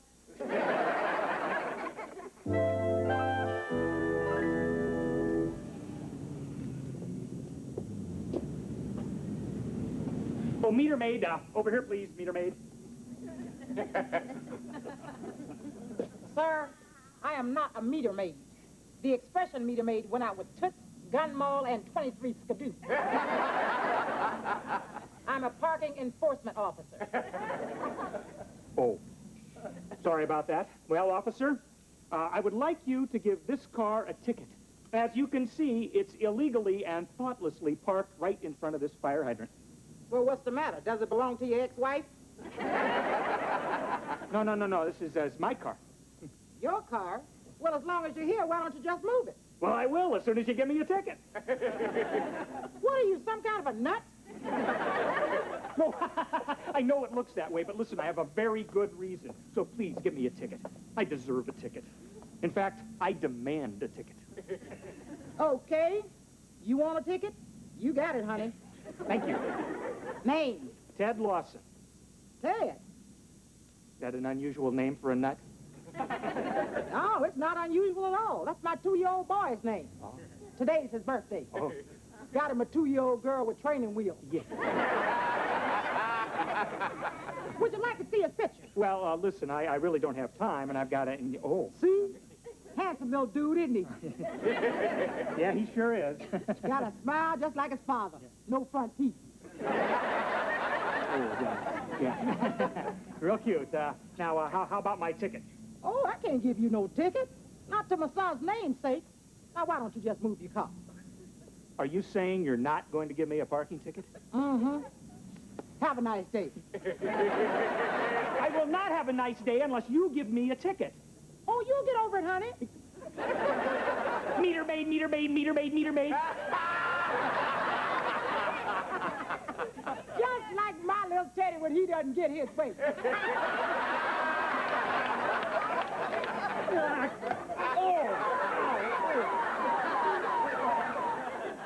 All right, class, let's begin. You've elected your new judge and will abide by his decision. Go ahead, Vicki. Hear ye, the court is now in session. The 7th grade versus Jamie Lawson, crooked judge. All rise.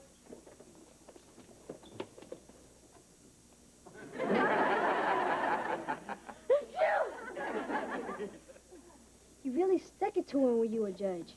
He's going to kill you. Ah, don't worry. I've got an ace up my sleeve.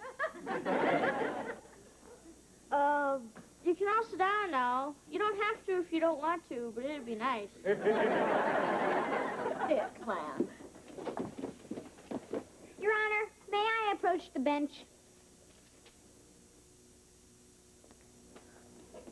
Your Honor, isn't it true that all people have the right to have an attorney defend them?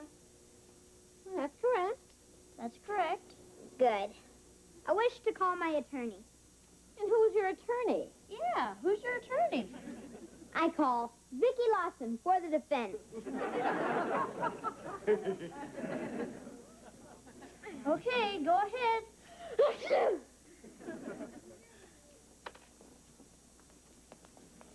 Do what it said in the book. What it said in the book.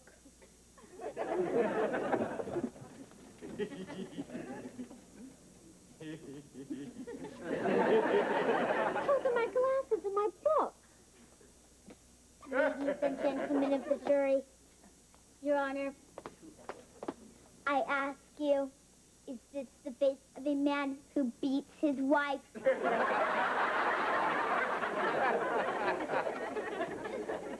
Wrong case, Vicki. Then I ask you, is this the face of a man who's descended from monkeys? Forget it, Vicki. Or is he descended from Adam and Eve, and he's the worm in the apple? The defendant is mentally incompetent, and the defense rests. Warren, it's your turn. Oh, right. The defendant will rise. I've heard all the facts in the case, and I find you guilty.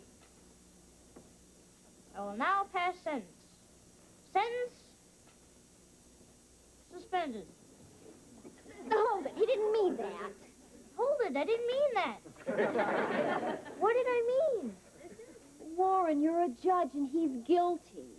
But Jamie's my friend. I can't punish him. Hold that thought, Warren.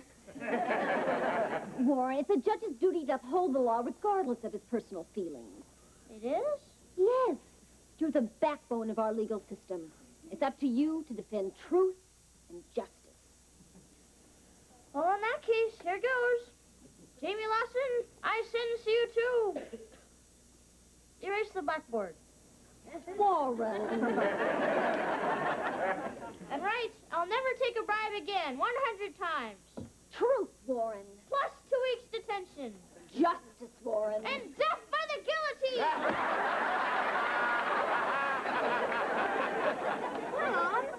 Well, I guess we can suspend the last part.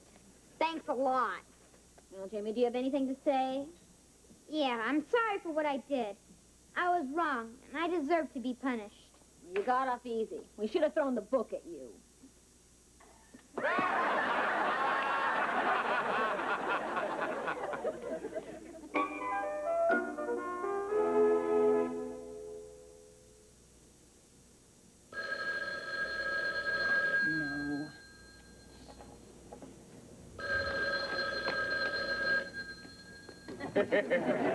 Hello? Yeah, it's Ted. I expected you home from work an hour ago. I thought we were going out to dinner. Joni, when you hear this, you're really going to laugh. Remember last night we were talking about me setting a better example for Jamie? Yeah? Well, I got the feeling so guilty about it that today I went out and tried to get a parking ticket. You're kidding. Did you get one? No. So I went over to the police station and I parked in the red zone out front. Well, I bet you got one then. No, I couldn't find a cop. So I went inside and demanded that they give me a ticket. And then you got one. No, the desk sergeant said that wasn't his job. Ted, that's hysterical. Yeah, honey, it gets even funnier. So when he refused to give me the ticket, well, I told him a thing or two about what he could do with his job. This is really going to make you scream, honey. Can you come down and bail me out? Ted, I can't. My nails are wet. What? You what, honey? What? I'm kidding. Ted? Ted? Ted, can you hear me?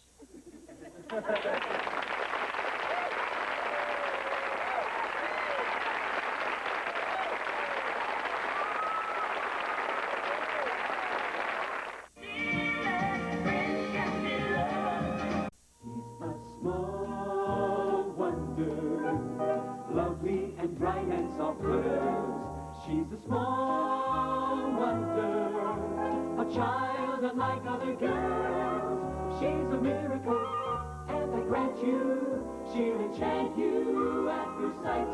She's a small wonder, brings love and laughter everywhere.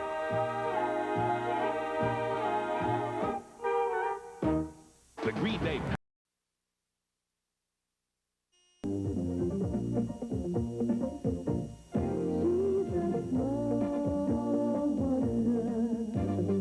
Pretty and bright with soft curls. She's a small wonder. A girl unlike other girls. She's a miracle, and I grant you, she'll enchant you at first sight. She's a small wonder, and she'll make your heart take flight. She's fantastic, made of plastic, microchips here and there.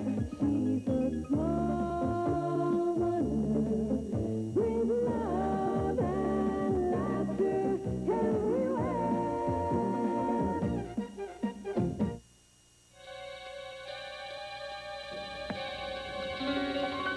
Here comes the part where the flying saucers drop slime bombs on Earth. Watch what happens. Thanks, I needed that. I can't help it, Jamie. The science fiction movies really scare me. Well, this part's even more scary. Watch what happens now.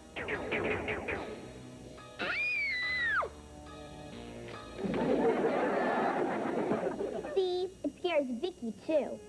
You know, my dad says stuff like this could really happen. Your dad says a lot of dumb stuff. Who told you that? My dad. My dad's a real nut about flying saucers. He says aliens can land any day, and he's an expert on the subject. I know what makes him a nut, but what makes him an expert? Well, I better be going. Jamie, you should be more open-minded about strange aliens visiting. I am open-minded, Harriet, and thanks for visiting. Bye! Bye. So, guys, the popcorn goes in your mouth. Where's the sofa? Mom sent it out this afternoon to have the spring fixed Well, I got something really exciting to show you guys. Where's your mom? in the kitchen. Oh, Vicki, would you ask her to come in here, please? Mom! Come in here! Thanks. Don't mention it. I'll be right there. Jamie, I have been working on this for months, and I finally got it perfected, I think. What is it? This. A hologram generator. Wow, a hologram generator. Wow, hologram generator. What's a hologram generator? Well, to put it simply, it'll allow Vicki to split her optic laser beam recording information at a specific point from two different sources, causing a seemingly real image that isn't there at all. That's putting it simply. In other words, Vicki can project a three-dimensional image, and you don't have to wear funny glasses. Here, I'll show you. Vicki, what do you see on this page? I see the Louis XV chair Mom said you were too cheap to buy. I am not cheap. That is a very expensive chair. For that price, it should come with Louis XV. Okay, Vicki, make a projection of that over there. Over there.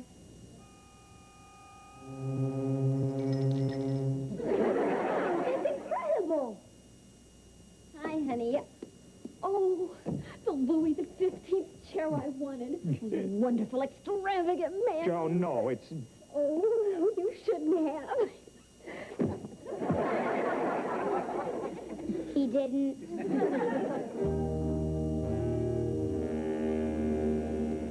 Vicki, we're gonna have a little fun with your new hologram generator. Can you make anything appear?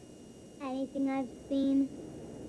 Hi, Loverlump. Can I come over? No, Harriet. I'll be right there. I got an idea, Vicki. Can you make a hologram of that flying saucer we saw on TV last night? Yes, Loverlump. Okay, when I give you the signal like this, I want you to make it appear over the yard. And make the sound, too. We're gonna play a trick on Harriet. Yeah. Hi, Vicki. Hi, Cuddle Bunny. Hi, Harriet. I'm glad you're here. You are? Why? Well, we're neighbors, and neighbors should be friendly.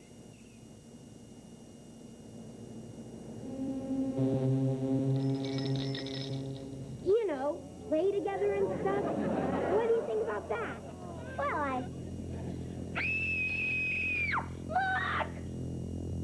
Wow, a little flying saucer. Wow, a little flying saucer. Harriet, was that you that screamed?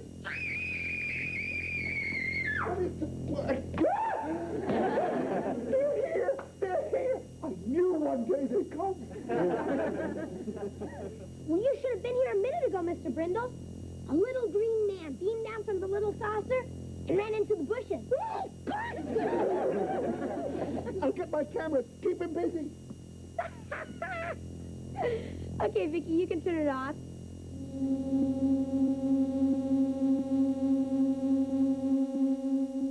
Boy, I sure burned their buns on that one. Hi. Hi, honey. How was work? Terrific. I'm going to present my hologram generator to the board of directors tomorrow. But how can you have Vicki do that? They'll find out she's a robot. No, honey, not with Vicki. I've got another projection system. You should really wow them. Maybe even get me a promotion. But the best part is, Brandon Brendel won't be able to steal my idea this time. See, I built this thing right under his nose at the office, and he doesn't suspect a thing. Are you sure? What do you mean? He's out there sneaking around in our I backyard. knew it. I wonder what he's doing out there. He must be snooping around trying to find out about my generator. Looking for something, Brandon? Baby, this is fantastic! Did you see it? See what? The flying saucer. Flying saucer? It was hovering right over your yard. And a little green man got out and ran into the bushes. Little green man. Are you sure it wasn't the Johnson's dog? Sometimes they dress him in funny clothes. It couldn't have been a dog the saucer wasn't hearing. When it comes back, I'm going to be ready for it. A picture of me with that little green man will make me famous. Yeah, two creatures from outer space. If you don't believe me, ask your own son. Jamie saw the flying saucer and the little green man. Jamie said that? That's right. That should prove I'm not as crazy as I look.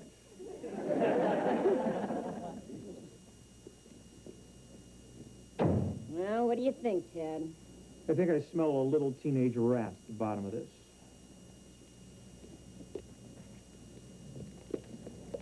Jamie, what do you know about a flying saucer and a little green man? Nothing, Dad. Mm-hmm. How about you, Vicki? If you mean the little flying saucer with the flashing lights and the little windows, I didn't see it. All right, Jamie, let's hear all about it. Well, I told Vicki to make a flying saucer using her hologram thing. Played a trick on Harriet. By accident, Mr. Brindle saw it, too. Jamie, do you know what you've done?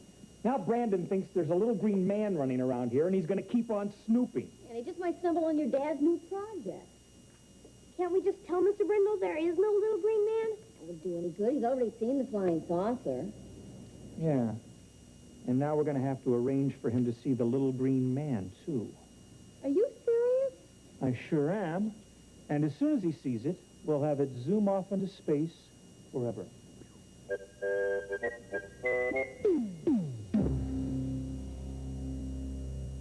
Small wonder will return after these messages. Boy, when I phoned Brandon and told him the little green man and the flying saucer were back, his scream almost broke my eardrum. Do you really think he's going to buy this? Well, you sure bought it when Vicki did her hologram trick and made the flying saucer appear the first time. Yeah, and if he thinks the little green man's gone forever, then maybe he'll stop snooping around here. And he won't accidentally discover my project. Okay, Vicki, make the flying saucer appear up there. Up there. Oh, Ted, that's really fantastic. Yeah. Okay, Vicki, now the little green man over there. Teddy! Teddy, where are they? They're beautiful. Wow. It's him! Jamie, protect me!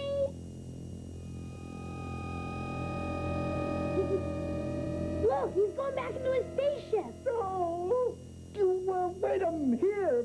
We talk 'em, smoke 'em peace pipes. Brandon, he's an alien, not Geronimo.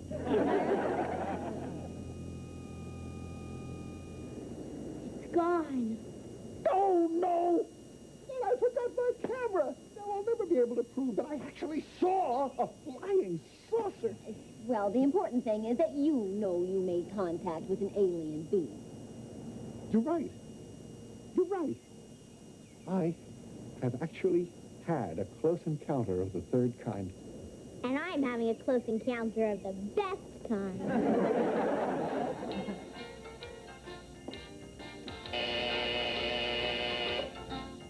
Time's up in the soft chair. Oh, I can't wait to get the sofa back from the upholsterers. Oh, I get it.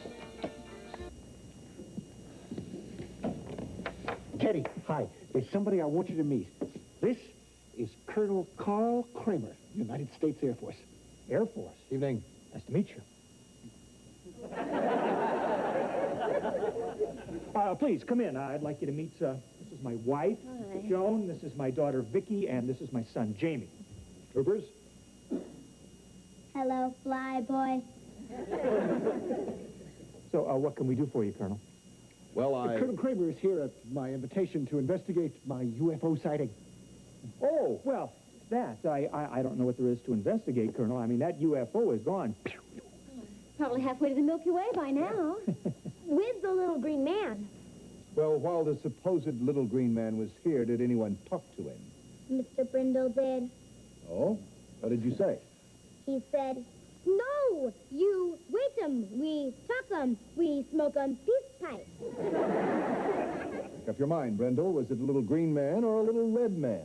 No. It was a little green man. They'll tell you. Little green man. Jamie, why don't you take Vicki into the kitchen, finish her homework? But I already finished my homework. He's trying to get rid of us, dummy.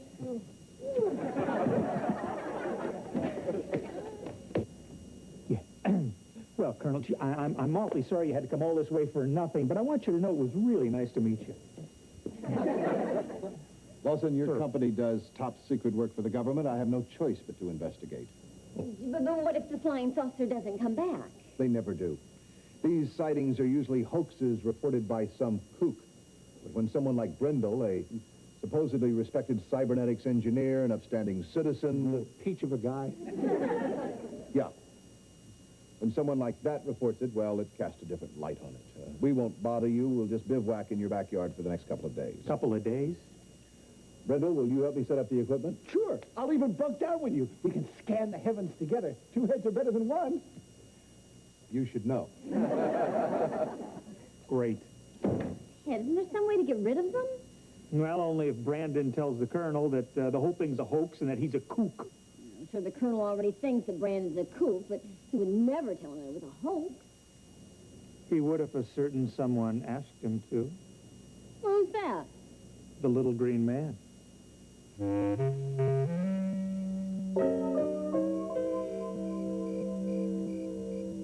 You know, Colonel, I finally figured out why the Martians keep coming back to our planet. You want to know why? I'm sure you're going to tell me. They come here for fish. Fish? Fish. Boiled fish, fried fish, fish on a stick, you name it. You want to know why they come here for fish? No. Because there's no water on Mars. Did you ever suppose that the reason they come is to take showers?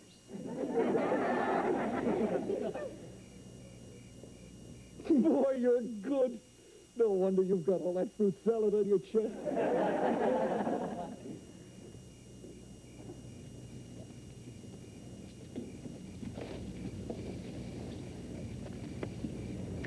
Okay, Vicki, you know what to do. You know, Colonel, it is just possible that maybe He's back, the little green man! Where? Over there!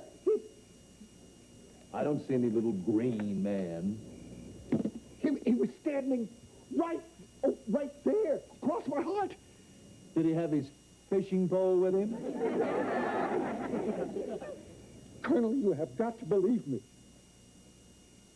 Brendel, stop imagining things. I'm not! I don't have any imagination. Ask anybody. So good. Okay, now for the knockout punch. Jamie, give us a few seconds to get back inside. Right.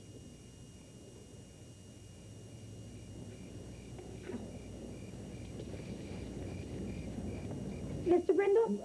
Dad said he wanted to talk to you. It's very important. Not now, Jamie. The Colonel and I are soldiers together on this mission. It's okay, soldier. But, Colonel... Sin, hut! Face! Forward! March! Hut! Hut! Hut! Hut! Hut! Hut! Hut! What a weenie. What is it, Teddy? Make it fast, huh? Brandon, we saw the little green man in the house. No! I just saw him outside! He spoke to us. No. Yeah. He said he wanted to speak to you. Me? What did he want? He didn't say, but it must be very important.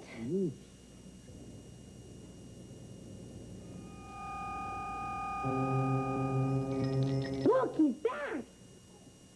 I knew I wasn't seeing things. Do you realize what this means?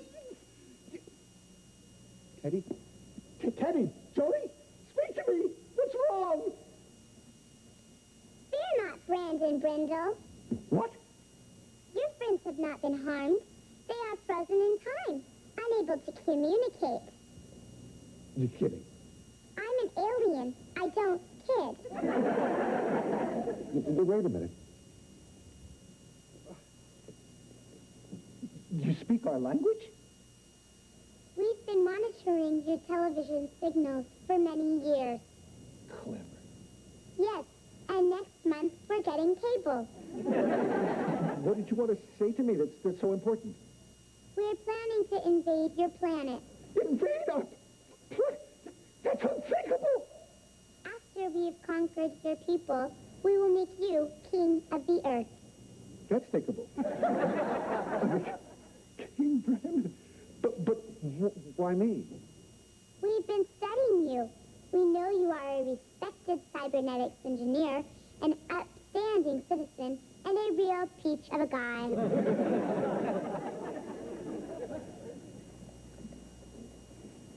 Me, Brandon Brindle, king of the earth.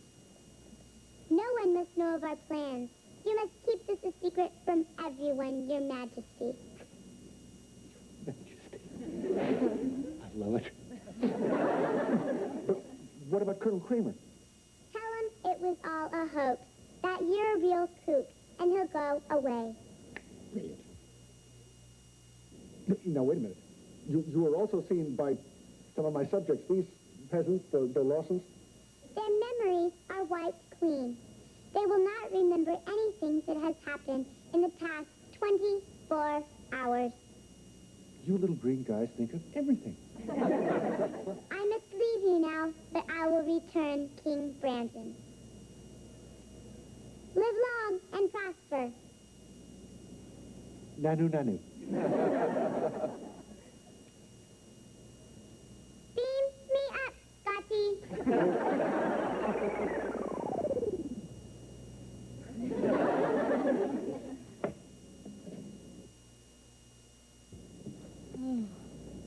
Brandon, what are you doing here? You don't know? No. Listen, tell me, you guys, any of you ever seen a little green man? No, but after a party once, Dad saw a pink elephant. Can I get a cup of coffee? It's awfully cold outside.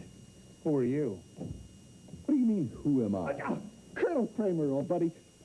Listen, you know about the flying saucer, little green man, all that stuff? You're gonna laugh when I tell you this. I made it all up. It's a hoax. You mean I'm out there freezing off my brass buttons for a hoax? I'm a kook. Ask them. Oh, he's a kook, all right. Oh, real fruitcake. And his lights are on, but there's nobody home. He's a real cuckoo clock. Brendel, you could be arrested for this. The next time you want to see a creature from outer space, I have a suggestion for you. What? Look in the mirror. Brandon, what's all this about flying saucers? No time for explanations now. I have a lot of shopping to do. Where can I get a throne cheap? All right!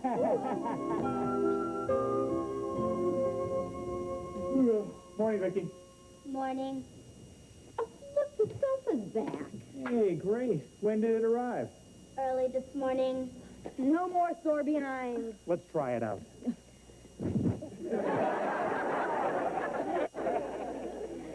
I really burned your buttons on that one.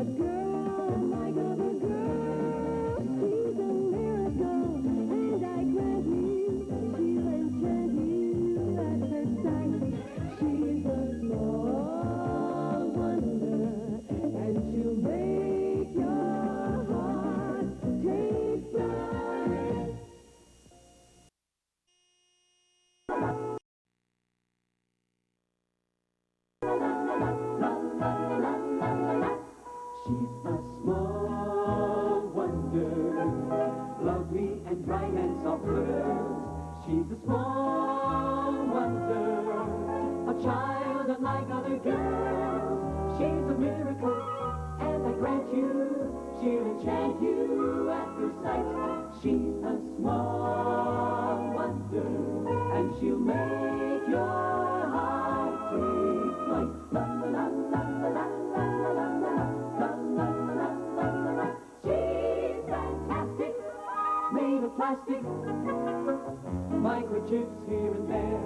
She's a small wonder, brings love and laughter everywhere.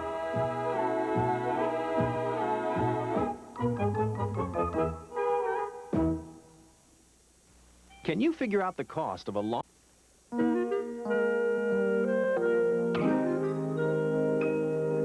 What were last night's baseball scores? Last night's baseball scores were 5-3, 6-2, and 8-4. Vicki, I'd like to know who won. 5, 6, and 8. Here, Jamie. Read them and weep. Thanks, Dad. This coffee got cold. Vicki, would you heat this up for me, please? Heat it up.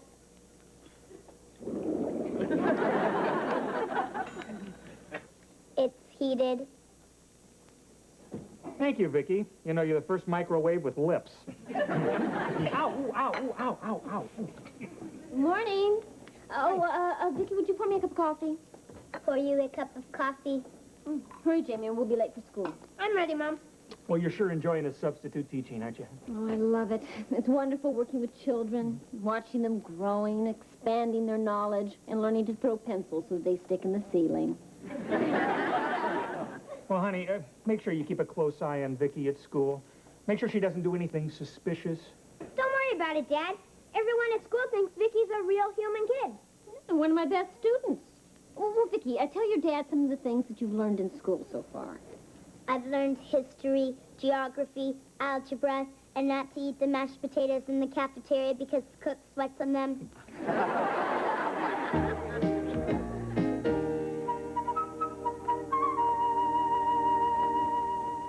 Now, children, you should have thought of that before class started. Okay, you can go. Who can tell me when the Civil War began? The Civil War began in 1861. That's correct, Vicki. And who was the president during the... Abraham Lincoln was the president during the Civil War. That's correct, Vicki. But please give some of the other children a chance to answer. Right on. Well, I know that all of you know that Abraham Lincoln was born in a log cabin. But who can tell me where the log cabin was located? Yes, Reggie. President Lincoln was born in the state of Kentucky. That's correct, Reggie. Very good. That answer is incomplete. The exact location of the log cabin was in LaRue County, Kentucky.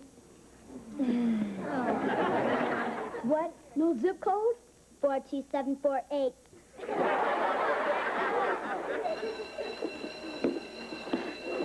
Class dismissed. See you after lunch. Vicki, stay close to me at lunch. What are you doing? I'm staying close to you. Vicki! Just stay here. Hey, Reg, how about lunch, guys? Well, we were just talking about that.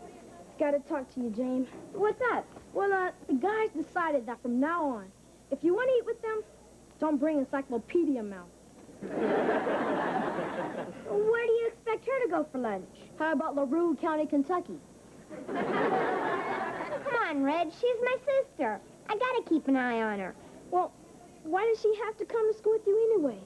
Thought your mom taught at home. Oh, she does. But when my mom's substitute teaching, she can't leave Vicki home alone. Come on, she's not that bad. Well, the guys think she's stuck up and a show-off. She's got the personality of a tree stump. She never laughs. I've never even seen her smile. Hey, nobody's perfect. Besides, sure she smiles. Vicki, show Reg your smile.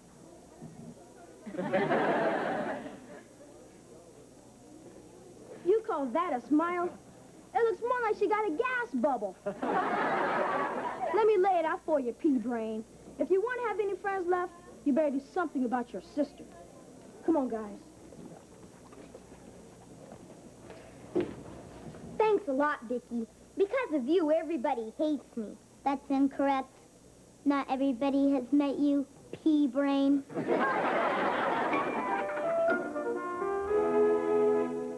Okay, Vicki, here goes. What were you doing behind my back? Making a surprise adjustment to your circuit. Well, what kind of surprise? Beats me. That's what makes it a surprise. Okay, turn around. Does that do anything to you? It had no effect on me.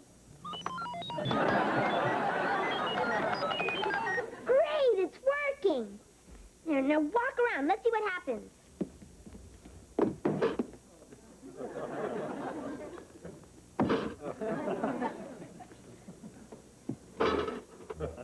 Perfect.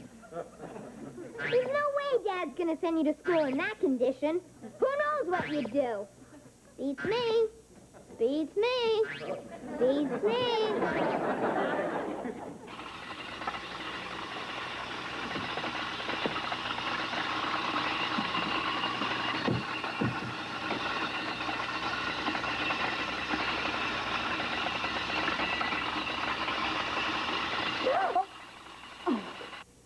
Apple for the teacher?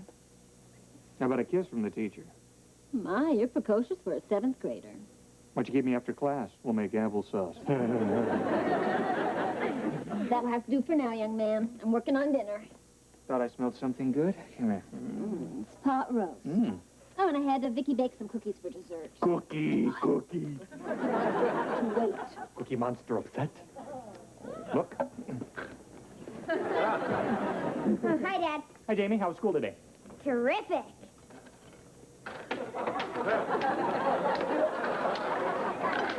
Vicki, what are you doing? I'm tossing my cookies. Vicki, stop!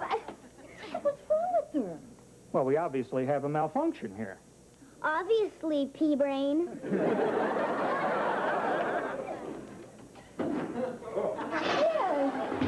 at that. Dad, I wouldn't send her to school in that condition.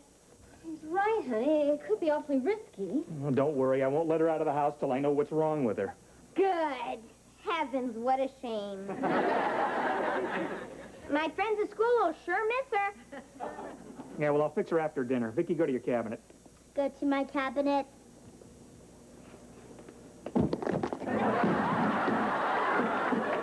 Dinner can wait. Vicki, stop. Stop right there. Come back here. Hold it right there. Now, hold still. Relays look okay. Verbal synthesizer looks okay.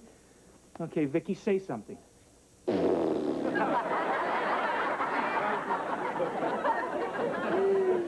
Never seen her acting so strangely. I bet it's going to take weeks to find the problem. Huh, Dad? Maybe even months. I found a problem. Maybe even seconds. Her bipedal ambulatory gyro is malfunctioning, which confuses her remote response effector circuits. That makes sense. Well, you boil all that technical talk down, it means something very simple. What's that? She got a screw loose. Okay, let's test her coordination. Vicki, touch your finger to your nose and take 3 steps forward. I swear to you, officer, I haven't been drinking. What?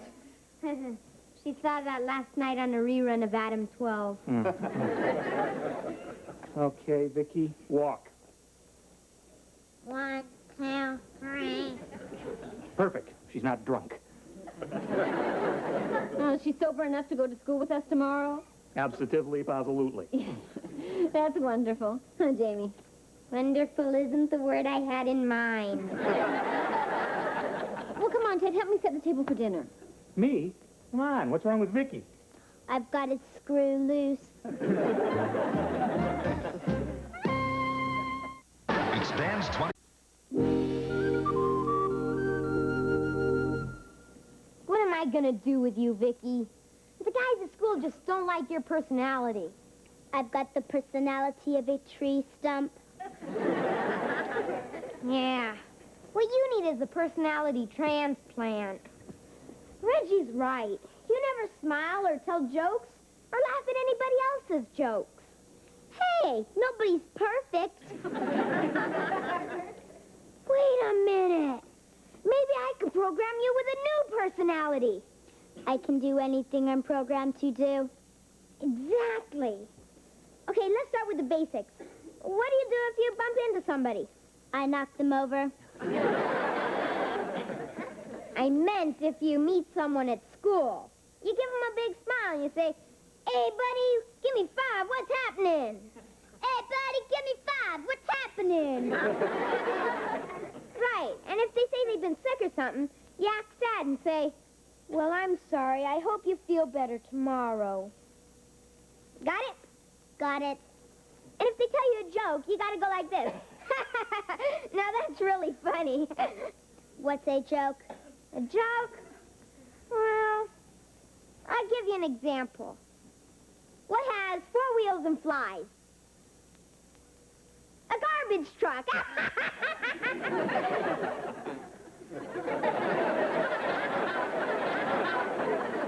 You're supposed to laugh. I'm not programmed to laugh. Oh. Well, there are all sorts of different kinds of laughs. If you think something's just a little bit funny, you give it a chuckle, like this. Right. And if you think it's real funny, you got a choice. You can give it a belly laugh, like this. Or you can give it a back slapper, like this. Got all that? Got all that?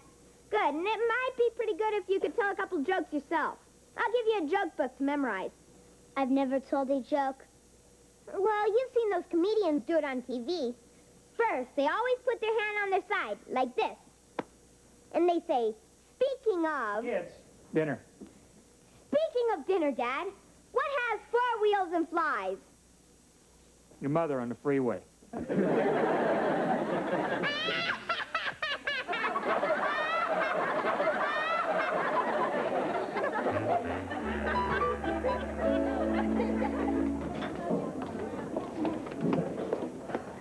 Okay, Vicki, there he is. Here's your chance to show off that new personality. Hey, Reggie, old buddy. Oh, hi, Jamie. Oh, I see your sister's still with us. Hey, I had a talk with her last night. Oh? I hope it was about running away from home. Give her a chance, Reg. I mean, the guys don't really know her. Vicki can be a lot of fun. Hey, buddy, give me 5. What's happening? If you really want to know, I've got a stomach ache, a headache, and I think I'm coming down with the flu.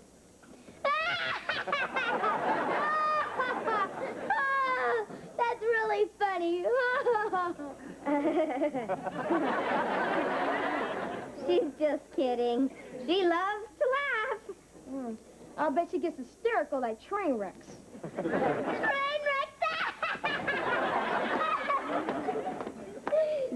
Where was she when the marbles were passed out? Vicki, you don't laugh at tragedies. If you laugh in the wrong place again, I'm dead. Oh, I hope you feel better tomorrow.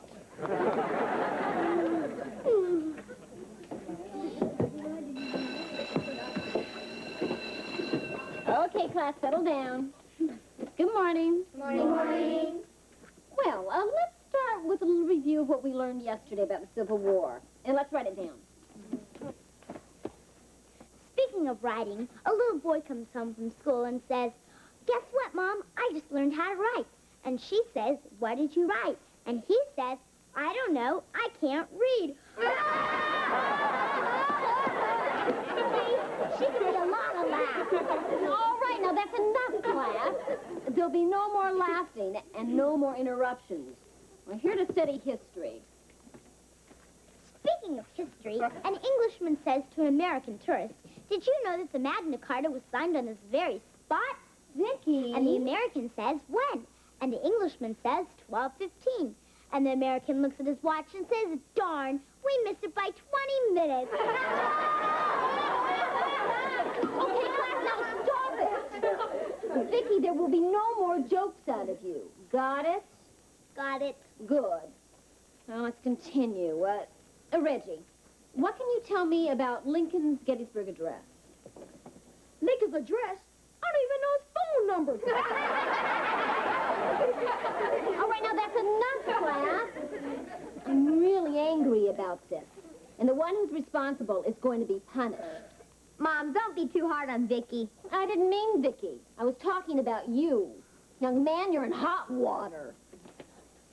Speaking of hot water, this guy says to a waiter, "What's this fly doing in my soup?" And the waiter says, "The backstroke." Class!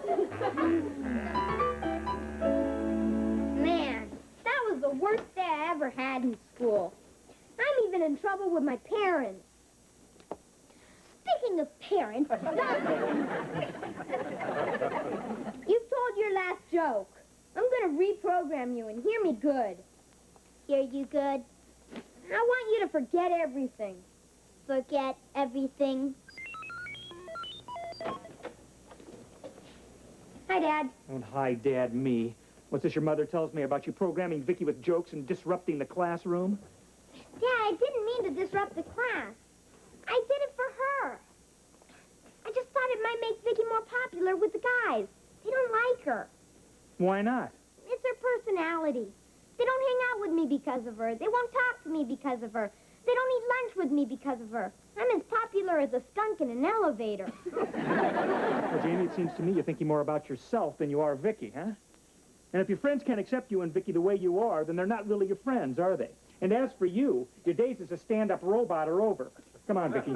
Go to your cabinet. Vicki, go to your cabinet. Vicki! Why isn't she answering, Dad? I don't know. Did something happen on the way home from school? No, she was talking fine a minute ago. What were you talking about? About disrupting the class by telling jokes. I told her to forget everything. Oh, no. Did you actually use the words forget everything? Yeah, why? What's wrong? By saying forget everything, Vicki has forgotten everything she's learned since the day I created her. Oh, no. Thanks a lot, Jamie. 3 years of work down the drain because you didn't like her personality. I'm sorry, Dad. Isn't there something you can do with her? Oh, sure, Jamie. If I decide to become a ventriloquist, I can use Vicki as the dummy.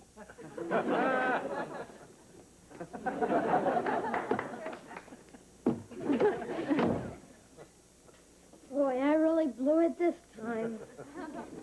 Hi, Jamie. What do you want, Reggie? Well, the guys and I were talking about your sister after school. Hold it right there. If you don't like Vicki the way she is, you can go suck an egg. Hey, hold it. Who said we didn't like her? You did. Well, I guess we were wrong about her. She was great in class today. She's funny. And, Vicki can have lunch with us anytime she wants. We can? I didn't say we, Twinkie breath. I said Vicki. Thanks a lot. See ya.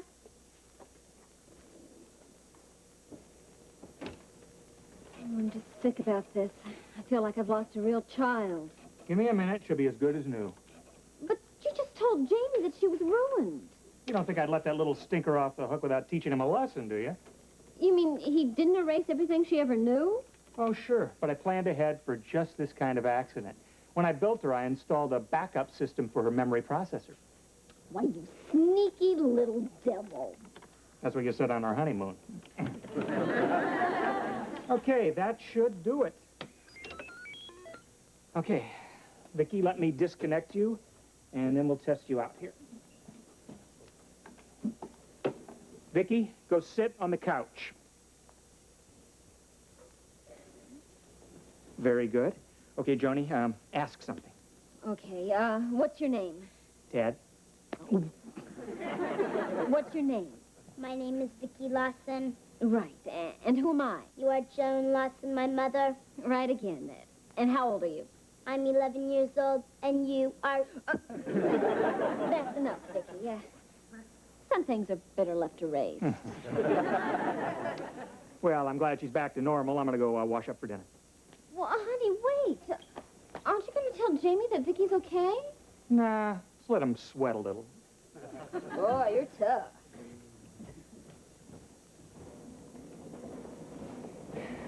Hi, Vicki. I'm sorry for what I did to you. I know you don't understand what I'm saying, but I feel awful. I've been a rotten brother. Right, sweat a little. Vicki, you're okay. I'm okay. You're okay. I guess I owe you thanks for saving me with the guys. Speaking of guys, one guy says to another, "It's raining cats and dogs." And the other guy says, "I know. I just stepped in a poodle." Love that robot.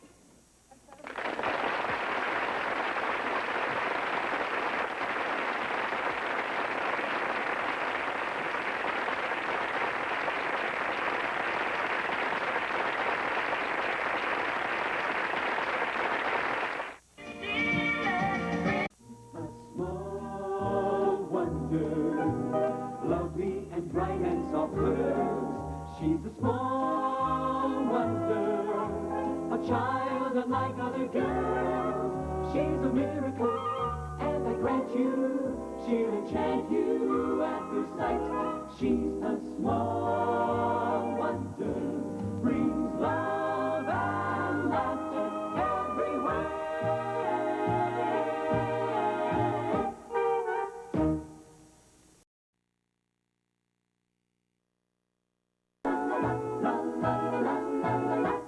She's a small wonder, lovely and bright and soft curves.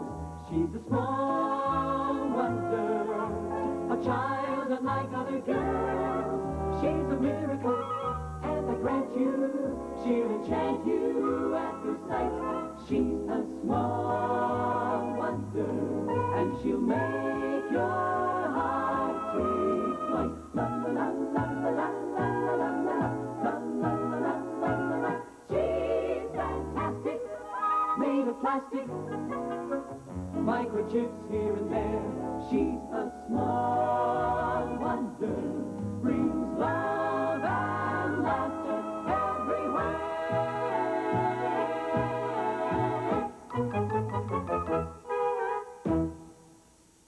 That's how much I feel.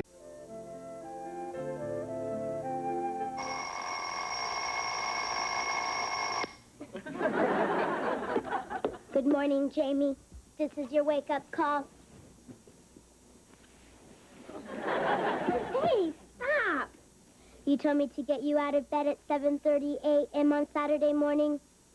Right. That's because the early bird gets the worm. Summer vacation's only a few weeks away. I want to look for a job and make some money. That'll be nice for a change. Instead of working, why don't you do what you always do? What's that? Hit your father for a loan. No, I do that too much. I'd like to show him I have some initiative between loans. That'll be nice for a change. Don't be a wise guy.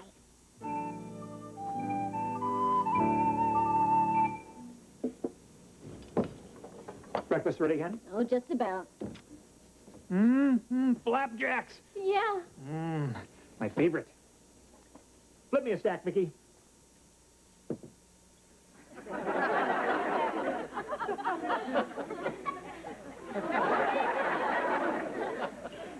Gee, only 4?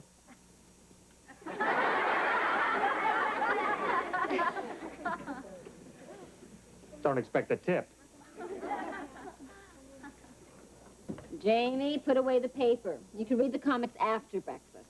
I'm not reading the comics, Mom. That's for kids. Yeah, Mom, that's for kids. Garfield eats Snoopy yet? The want ads. The want ads? Oh, all my friends are getting summer jobs to make a little extra dough, so I thought I would, too. I've been a burden on you and Dad long enough. Oh, get your boots on, honey. Getting a little deep in here. I mean it, Dad. Ordinarily, I'd hit you up for a raise in my allowance. That was before I matured. You hit me up for a raise in your allowance just yesterday. See how fast I've matured? How about some breakfast, Vicki?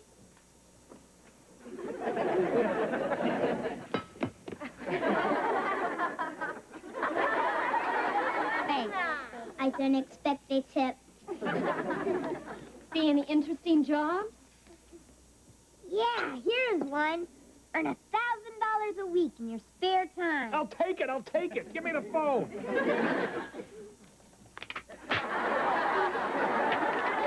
Phone.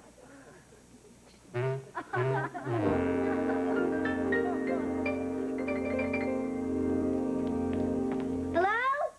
Anybody here? Boy, I wish my mom could see this mess.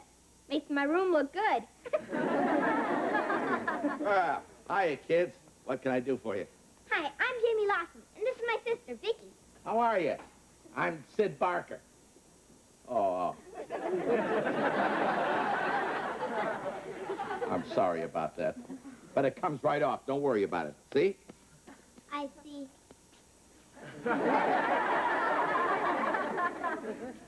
Mr. Barker, I'm looking for a part-time job.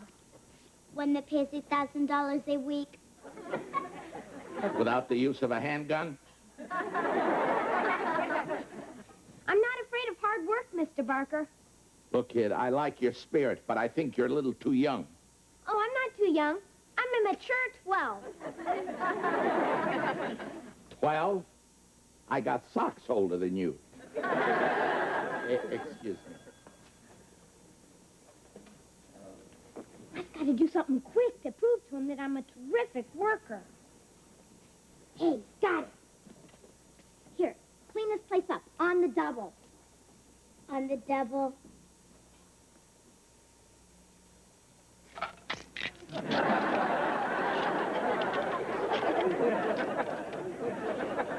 It's cleaned. That ought to get me the job. When it comes to salary, I hope he's not as cheap as he looks. So, as I was saying, kids, I'd like to help you out, but Hey, what's going on here? It's clean. I just thought I'd give you a sample of my work. Can you use me? Are you kidding? If you could cook, I'd marry you. Tell you what, you start work tomorrow. Afternoons and Saturdays, okay? Great. How about salary? I hope you're not as cheap as you look. She's just kidding. The money really isn't that important.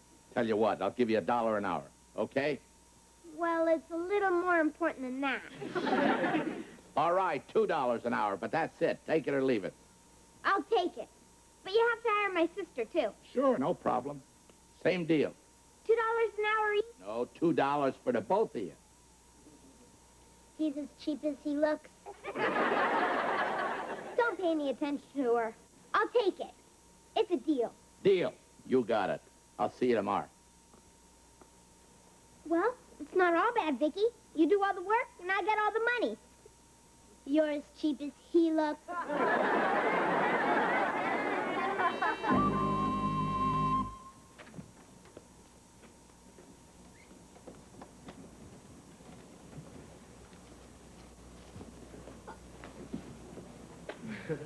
Ted, please, not in front of the plant. Honey, I'd rather they learn it here than out on the streets. Honey, I'm a little concerned about Jamie. Don't you think he's too young to get a job? No. Honey, do you realize all the jobs I had when I was Jamie's age? You did? Like what? Well, I delivered newspapers, mowed lawns, walked dogs, shoveled snow. Wait a minute. Shoveled snow? You grew up in Florida. Didn't say I made a lot of money at it. Guess what? I found a job. Well, that's terrific, Jamie. Congratulations, hon. What kind of job? Cleaning up at Sid's garage on afternoons and on Saturdays. I got a job, too. You did? I've been a burden on you and Dad long enough. You know, actually, it's not a bad idea for Vicki to get work. I mean, she has to have new experiences if we want her to be more human, right? Yeah, and I'll be there to keep an eye on her, and she'll learn from watching me. Right, Vicki? Right. I'll learn how you sit around on your behind while I do all the work.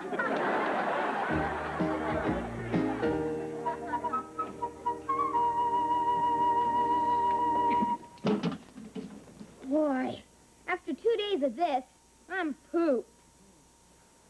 This is hard work. It'll be easier if you use a straw. Don't be a smart aleck robot. Here, read this repair manual. Educate yourself. Educate myself? I'm educated. Fire again, Mr. Carson.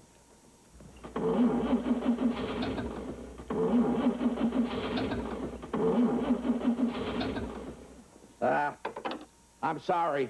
I'm afraid you're going to have to leave it for a couple of days. Oh, no. What's the problem? Hey, friend, I just fix them. I don't explain them.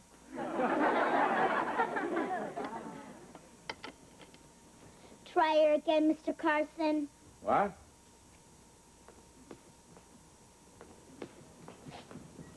Try her again, Mr. Carson.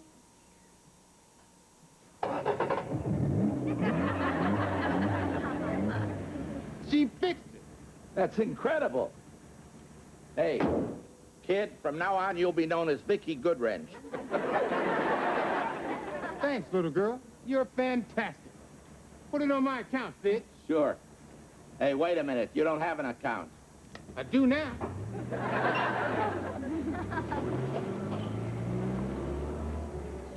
Mr. Barker, if I weren't such a bashful kid, I'd bring up the subject of a raise. You're about as bashful as a great white shark. But you keep up the good work, kid. You never know. I'll show him, Vicki. I'm gonna work real hard and get a raise out of him if it kills me. You mean you'll get a raise out of him if it kills me?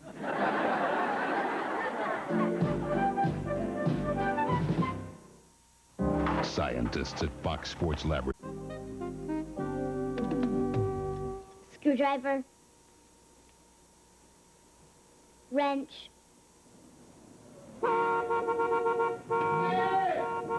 Sid! Don't tell me your horn is stuck. No! Sid, you're not going to believe this. That little girl is a genius. Since she fixed my engine last week, I'm getting 124 miles to a gallon. 124 miles to a gallon? What, do you live on a hill? Sid, I mean it. I'm getting 124 miles to a gallon.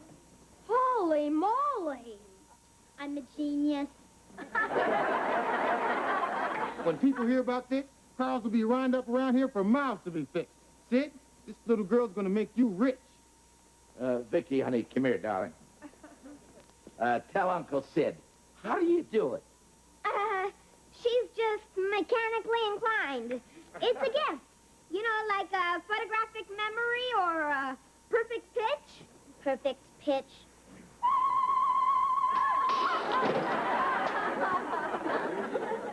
Look at that! Look at this.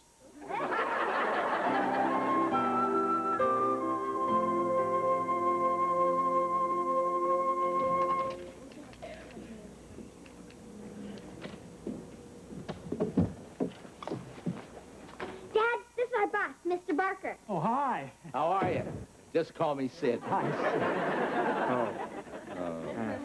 Sorry, I was greasing the motor here. Don't worry, it comes right off.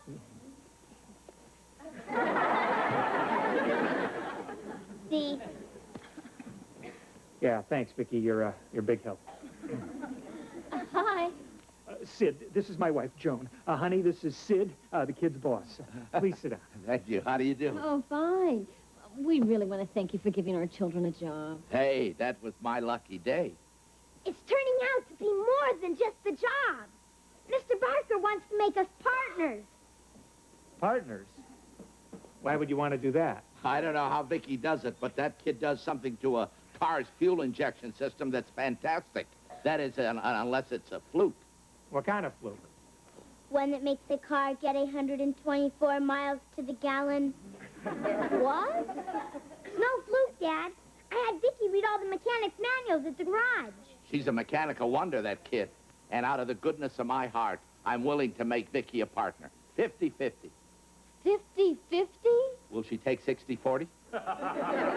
Sid, listen, I really appreciate your offer, but I think that we... 70-30. Sid, listen, I think we really need some time to think about this. Sure, I understand. I understand perfectly. No rush. I'll be waiting outside in front of my car. Do you believe that he just offered us 70% of his business? 80-20. Well, I think we better find out more about this and maybe even consult a lawyer. Good idea, Dad. We've got to get the best deal we can. We're partners, 50-50. 60-40. Vicki, I'm your brother. 70-30. Boy, kid learns fast. Huh? Vicki, go set the table for dinner, please. Do you believe that? After all I've done for her, she wants to make it 70-30. 80-20.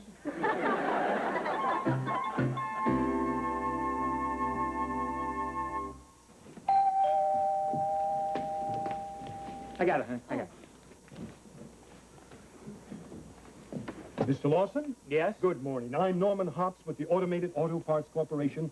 I'd appreciate a few moments of your time. It's quite important. Well, come on in. It's my wife, Joan. I'll get right to the point. We've learned about your daughter's discovery, and we would be proud to introduce the world to the fabulous Lawson fuel injection system.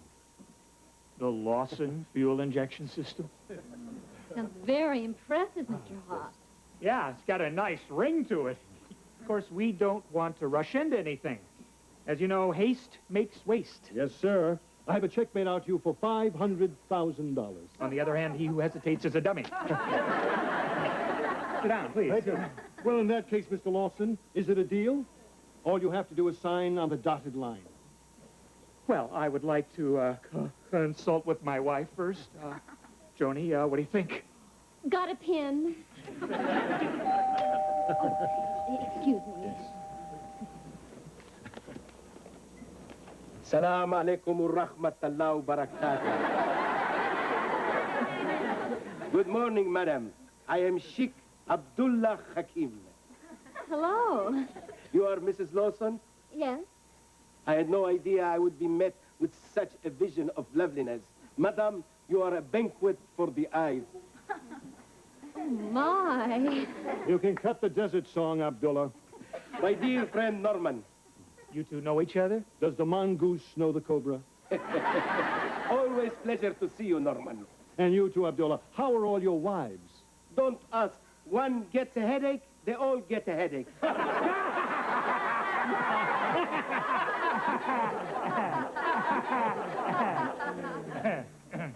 Hi, I'm Ted Lawson. Salam alaikum. Salam alaikum. Salam alaikum. What can I do for you, Sheikh? Mr. Lawson, my government is vitally interested in acquiring the rights to your secret fuel injection system. Boy, the word gets around. Well, you're too late this time, Abdullah. I've already offered them $500,000 for it. Camel feed. I'm curious, why would an oil-producing country want an invention that could radically reduce oil consumption? Simple economics. First they buy it, then they take it out into the desert and bury it. That makes sense. But not this time. I'll raise that $500,000 to $1 million. $1 million? $2 million. $3 million. $4 million.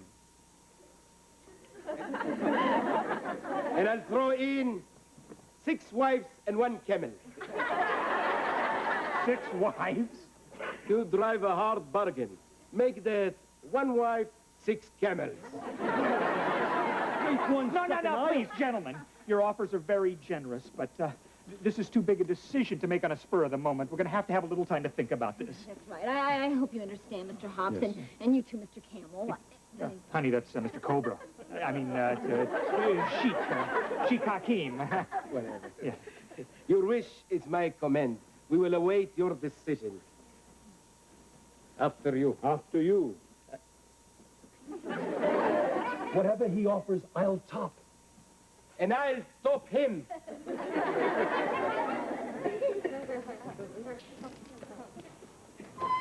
We're rich! Oh, honey, we can have everything we've ever wanted. Oh, we'll travel to exotic places. A Rolls Royce for each day of the week. We'll live in a beautiful mansion. Yeah, with new furniture. Honey, that lamp, you see that lamp? This lamp right over here? I have always hated this lamp. Ted, that's expensive. So what? We'll buy a new lamp. We'll buy a lamp factory, honey. Come on, we're rich. No! That chair, honey. I've always hated that chair. Right here. Not to mention this table right here. I hated this table. And not the table, too. Of course the table, too, honey. I mean, let's do this right, okay? Oh, look at this, honey. Ugly pillow. Ugly pillow. Ugly pillow. Ugly pillow. Oh, look. Another ugly pillow. We're rich.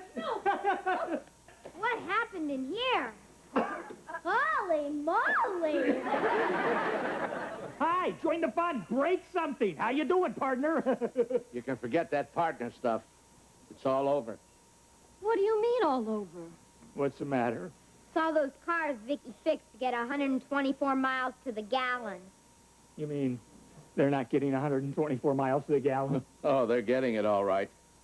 Then what's the problem? After one tank full of gas, the engine blows. Blows? Blows.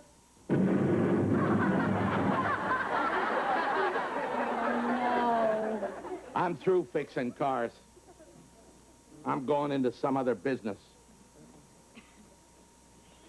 Maybe I'll repair washing machines.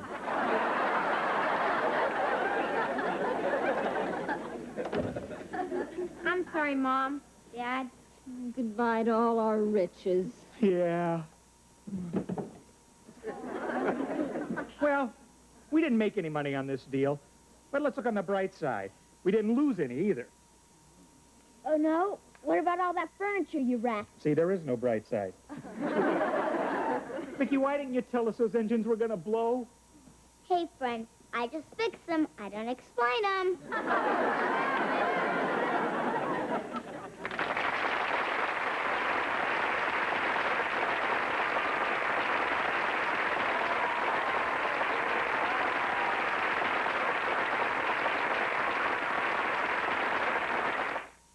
Homeowners, call... A small wonder, lovely and bright and soft curls. She's a small wonder, a child unlike other girls. She's a miracle, and I grant you, she'll enchant you at first sight.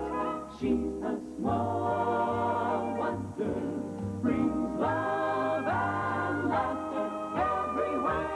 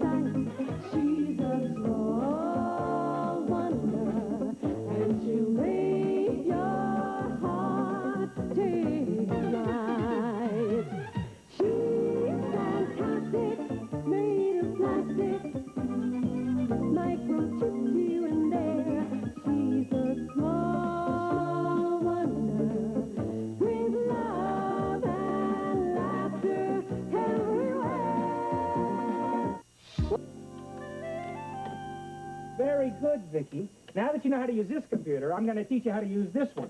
Now, it works the exact same way. You just take the data and you punch it in. Punch it in. Yeah.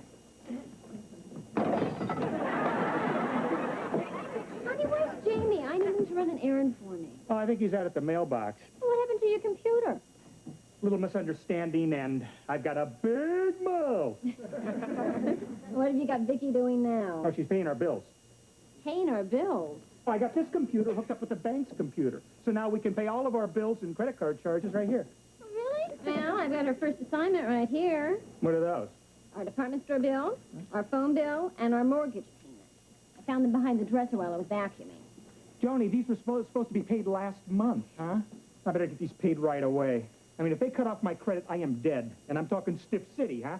Here, Vicki, do your thing with these and bring them to the kitchen. My thing. Well, since Jamie's not here, you can go to the store for me. Oh, honey, do I have to? Stop complaining. I'll give you a quarter for bubble gum and baseball cards. Oh, boy, oh, boy, oh, boy. Name, Ted Lawson. Account number 6336993. Status, cut off credit. He's dead. Okay, these are the things that I need from the store. I got it! I got it! I finally got my package! It's gonna make me rich! What's going to make you rich? Selling Christmas tree seeds. I'm gonna be on Lifestyles with the short and famous. How much do the seeds cost you? Only $29.95. Only $29.95. Jamie, you were taken. That's a gimmick. No, it's not, Dad. Look what comes with it to help you sell.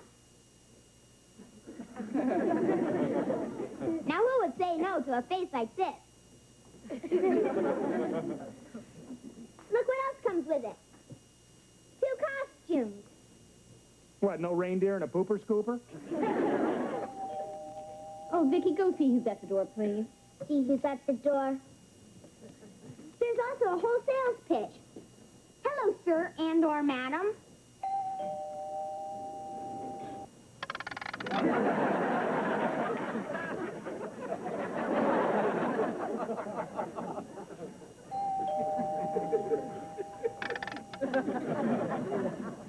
Hi, Vicki. Hi, Harriet. Would you please tell your dad that my dad wants to borrow a suitcase? He has to go on a business trip, and he's too cheap to buy one. I'll tell him. My mom's not going with him. My dad told her the climate where he's going wouldn't be so good for her. And she said when he got back, climate wouldn't be so good for him either. And then she threw a piece of toast at him. Unfortunately, it was still in the toaster. A raisin went up his nose. Are your folks having any problems? Yes, they didn't pay their bills. What's the matter? Is Dad broke? No, he's dead. Dead? I'm talking Stiff City. Oh, no. I better go tell my folks. You poor thing, Vicki. You should be crying. Okay.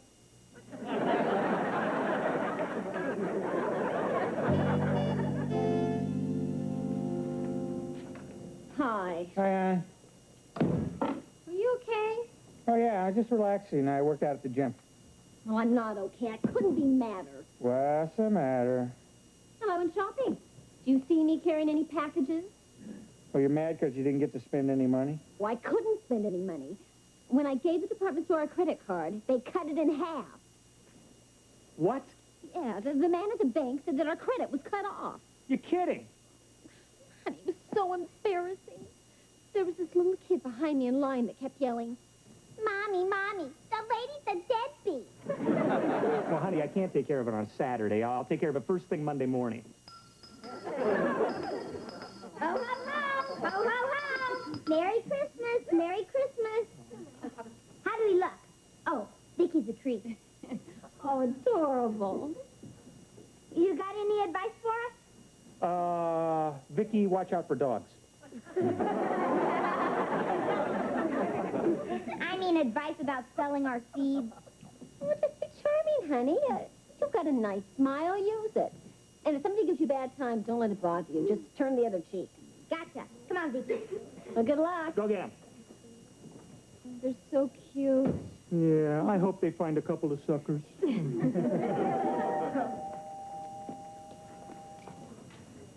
Hello, sir and/or madam. I think they found their first suckers.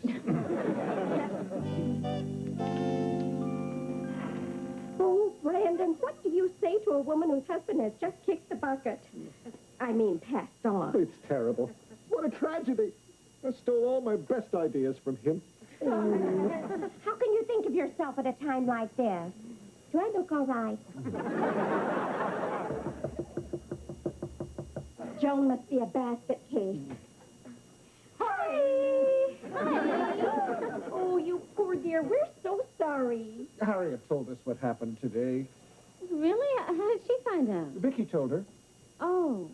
Well, I found out at the department store, and I got really upset. Well, no big deal. Life goes on. The woman is in shock. What courage. Better than finding out at the gas station. I couldn't have gotten my gas. Oh, you brave girl. I want you to know we are your friends, and you can call on us for anything. I don't like to bother you. Oh, it's no bother. No. No, you just call us anytime, except Wednesday. That's my bowling night. Thursday night, of course, is the Caribou Lodge. I am the head antler. You just keep your chins up, honey. Oh, wait a minute. I thought that Vicki told me that you wanted to borrow Ted's suitcase. Right. Oh, Gee, I guess now I can take its golf clubs, too. I'll get the suitcase later. Well, you can get it right now if you want. I mean, it's right there in the hall closet. Well, all right. Thanks. Oh, this whole incident sure threw a crimp in my day. I was supposed to have a fun lunch with some girlfriends.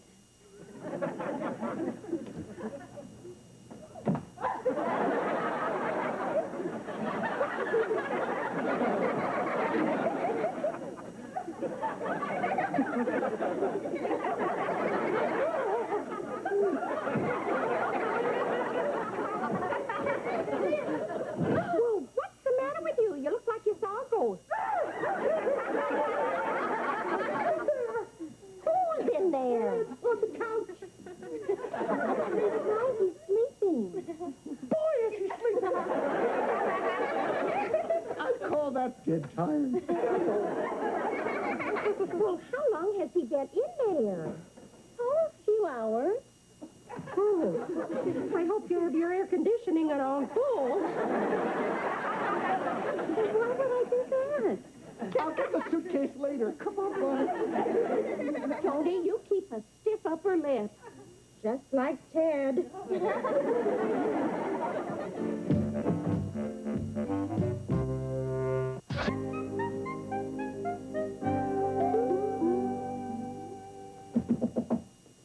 Excuse me, are you the bank card credit manager?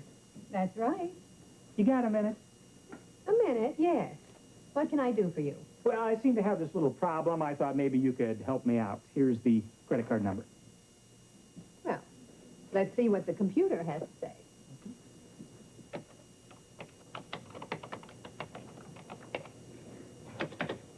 Ah, here we are. Ted Lawson. Well, as far as I can see, the account is just fine. Oh, great. Then the credit hasn't been cut off. No. Mr. Lawson's been cut off. He's dead. Dead? How is that possible? Because the computer says he's dead. Well, the computer is wrong. He is not dead. But I'll tell you what he is. He is angry. I'd be angry, too, if I was dead. I tell you, Ted Lawson is alive and breathing. See? Alive. I don't care who you are. But the computer says Ted Lawson is deceased. And once it's in the computer, there is nothing I can do about it. That is the stupidest thing I ever heard. I mean, how am I supposed to eat and shop and pay my bills? All right. All right. Fill out this form. Well, thank goodness I finally got through to you. What is this? If you'll have your doctor sign it and send it back, I can issue a new credit card to the loved ones you've left behind. Your minute is up. I can't believe those neighbors sticking a dog on Santa Claus.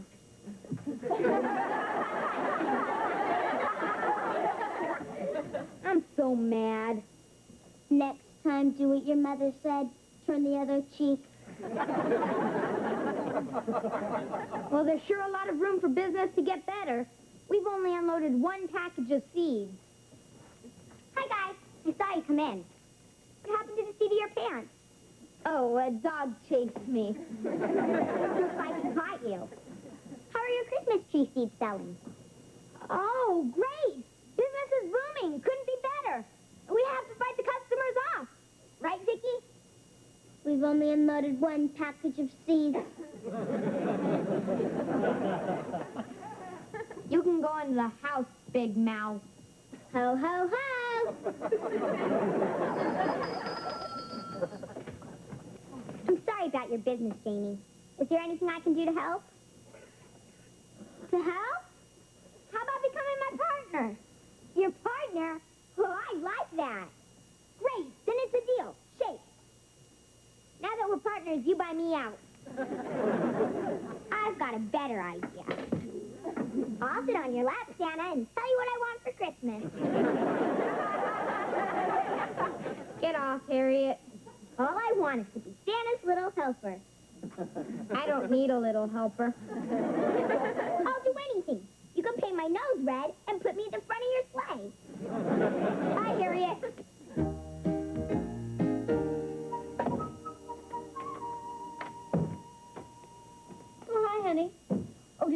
credit card straightened out. It's not our credit that's dead. It's me. I don't understand. Well, for some reason, everybody thinks that Ted Lawson is dead, deceased, toes up, pushing up daisies.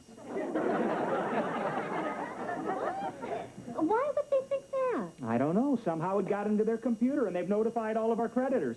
I've been on the phone all day trying to convince anyone that'll listen that I'm alive. Honey, that's ridiculous. Yeah, isn't it? I mean, last night you slept with a dead man. I know, but it's not the first time.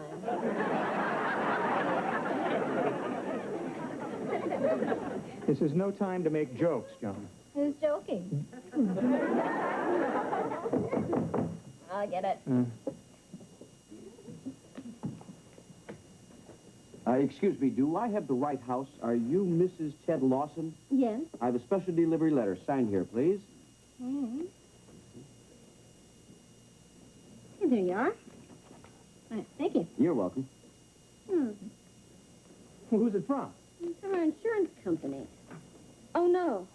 Don't tell me. I know. They canceled our policy. No, it's a check for $100,000. What? They just paid off on your life insurance. Oh, that's great. I'll be the first guy to take it with him. Honey, we can't keep this. It would be dishonest. Yeah, you're right. But it is so frustrating. I mean, I can't prove that I'm alive while I'm alive. I mean, what do I have to do? Be dead to prove that I'm alive? That doesn't make any sense at all. Wait a minute. Maybe it does make sense. And maybe you can help me straighten this out. How? Come here.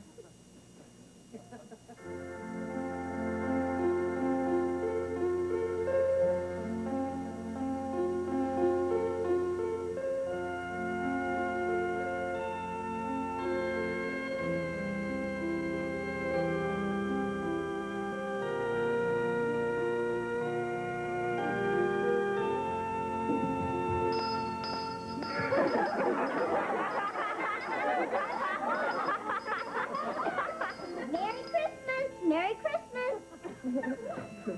Please, folks, buy some Christmas tree seeds from the poor fatherless kids. Only $3.95 a package.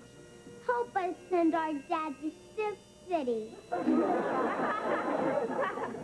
Oh, you poor thing. I'll take one, little boy. We found a sucker. That's enough. Go to your room. But, Mom, we can make a killing. The room is full of suckers. You heard what I said. You know better than this. A kid can't have any fun around here. Gee!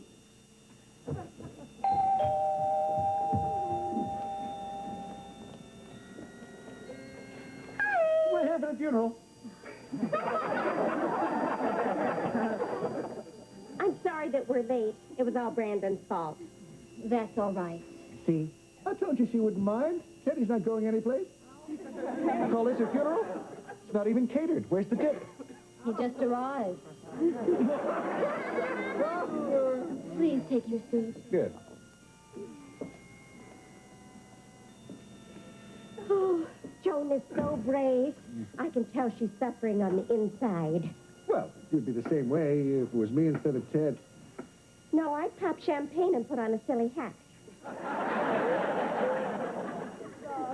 Thank you all for coming. It was dear Ted's wish that this be a small, private ceremony with just family, friends, and creditors present, which seems only fitting since we're going to pay for all of this with a credit card. There will be no eulogy, and it was Ted's only wish that each of you pass by the casket and pay your last respects. So if you would please do that, you'll make a dead man very happy.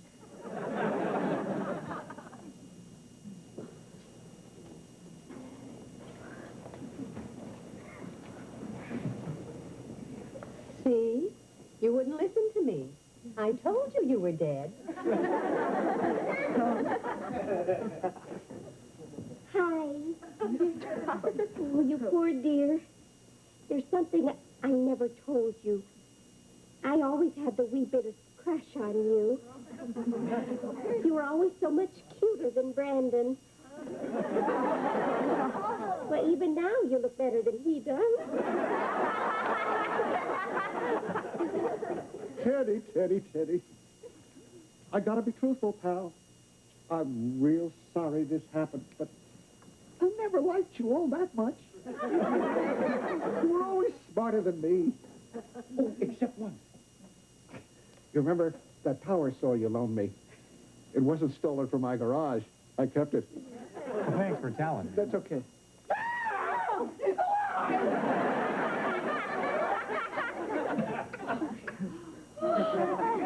Of course I'm alive, but I had to pretend to be dead to convince some of you. Well, what else could we think? It was in the computer. You know, that's the kind of thinking that built the Titanic. Computers are here to help us, not to replace our brains. And now that you're all convinced, will you please straighten out our credits? And thank you for coming to my late husband's funeral. Well, I guess it's a happy ending. Welcome back, pal. Yeah. For everybody except Mr. Grossi. Who's Mr. Grossi? To my dry cleaner. I promised I'd fix him up with Joan. Thanks a lot, pal. Well, let's go, Bonnie. The party's over. Well, all's well that ends well. No, it isn't. Now I have to give him back his power saw. Those things I said to you when I thought you were dead, well, now that you're alive, don't try to take advantage of me. Boy, Bonnie, I'll try, but it's going to be a real struggle to keep my hands off you.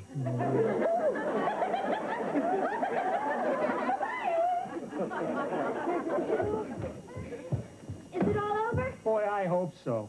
Well, it just goes to show you. It's easier to come back from the dead than to get out of a computer. I wonder how it got into the computer in the first place. I put it in. Vicki, you did? Why? You said you were dead. I didn't mean it that way, and you should have known better. Now go to your cabinet. Gee! Oh, darn, I meant to give that insurance man his check back for $100,000. Oh, yeah? Well, I'll drop it by in the morning, honey. Boy, that's going to be a real stab in the heart. You gotta say one thing for them. They sure paid off in a hurry. Boy, they sure did. I hope they pay off that fast when you really go. Come here, you. Drop down!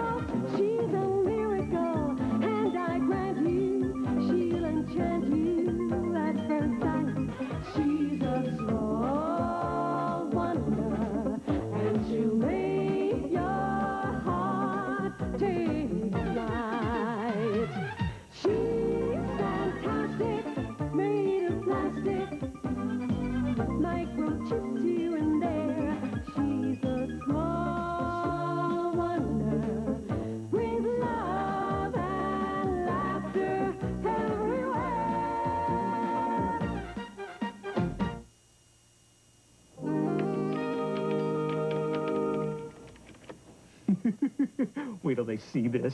This is really going to make their jaws drop. Okay, one more test before we go in for breakfast. Okay, Vicki, drink. Drink.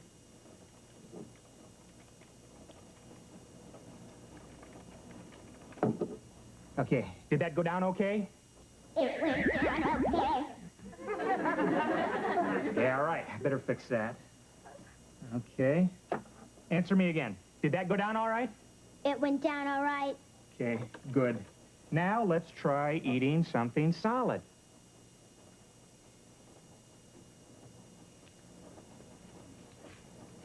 Vicki, you're supposed to eat it with a fork.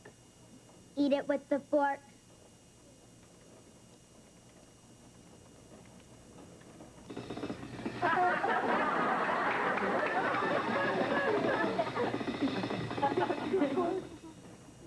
Glad I didn't use the good silver.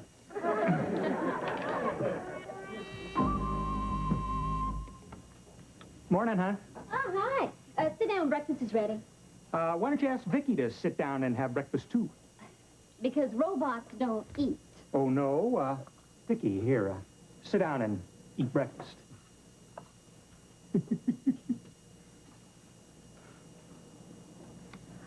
Mom, she's eating. Yeah, she can even pig out. Show him, Vicki. Pig out.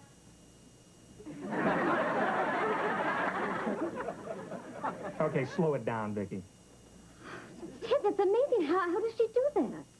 Well, I installed a flash dehydrator and a polynucleotide processor in her. That makes sense. Well, you see, in layman's terms, that sort of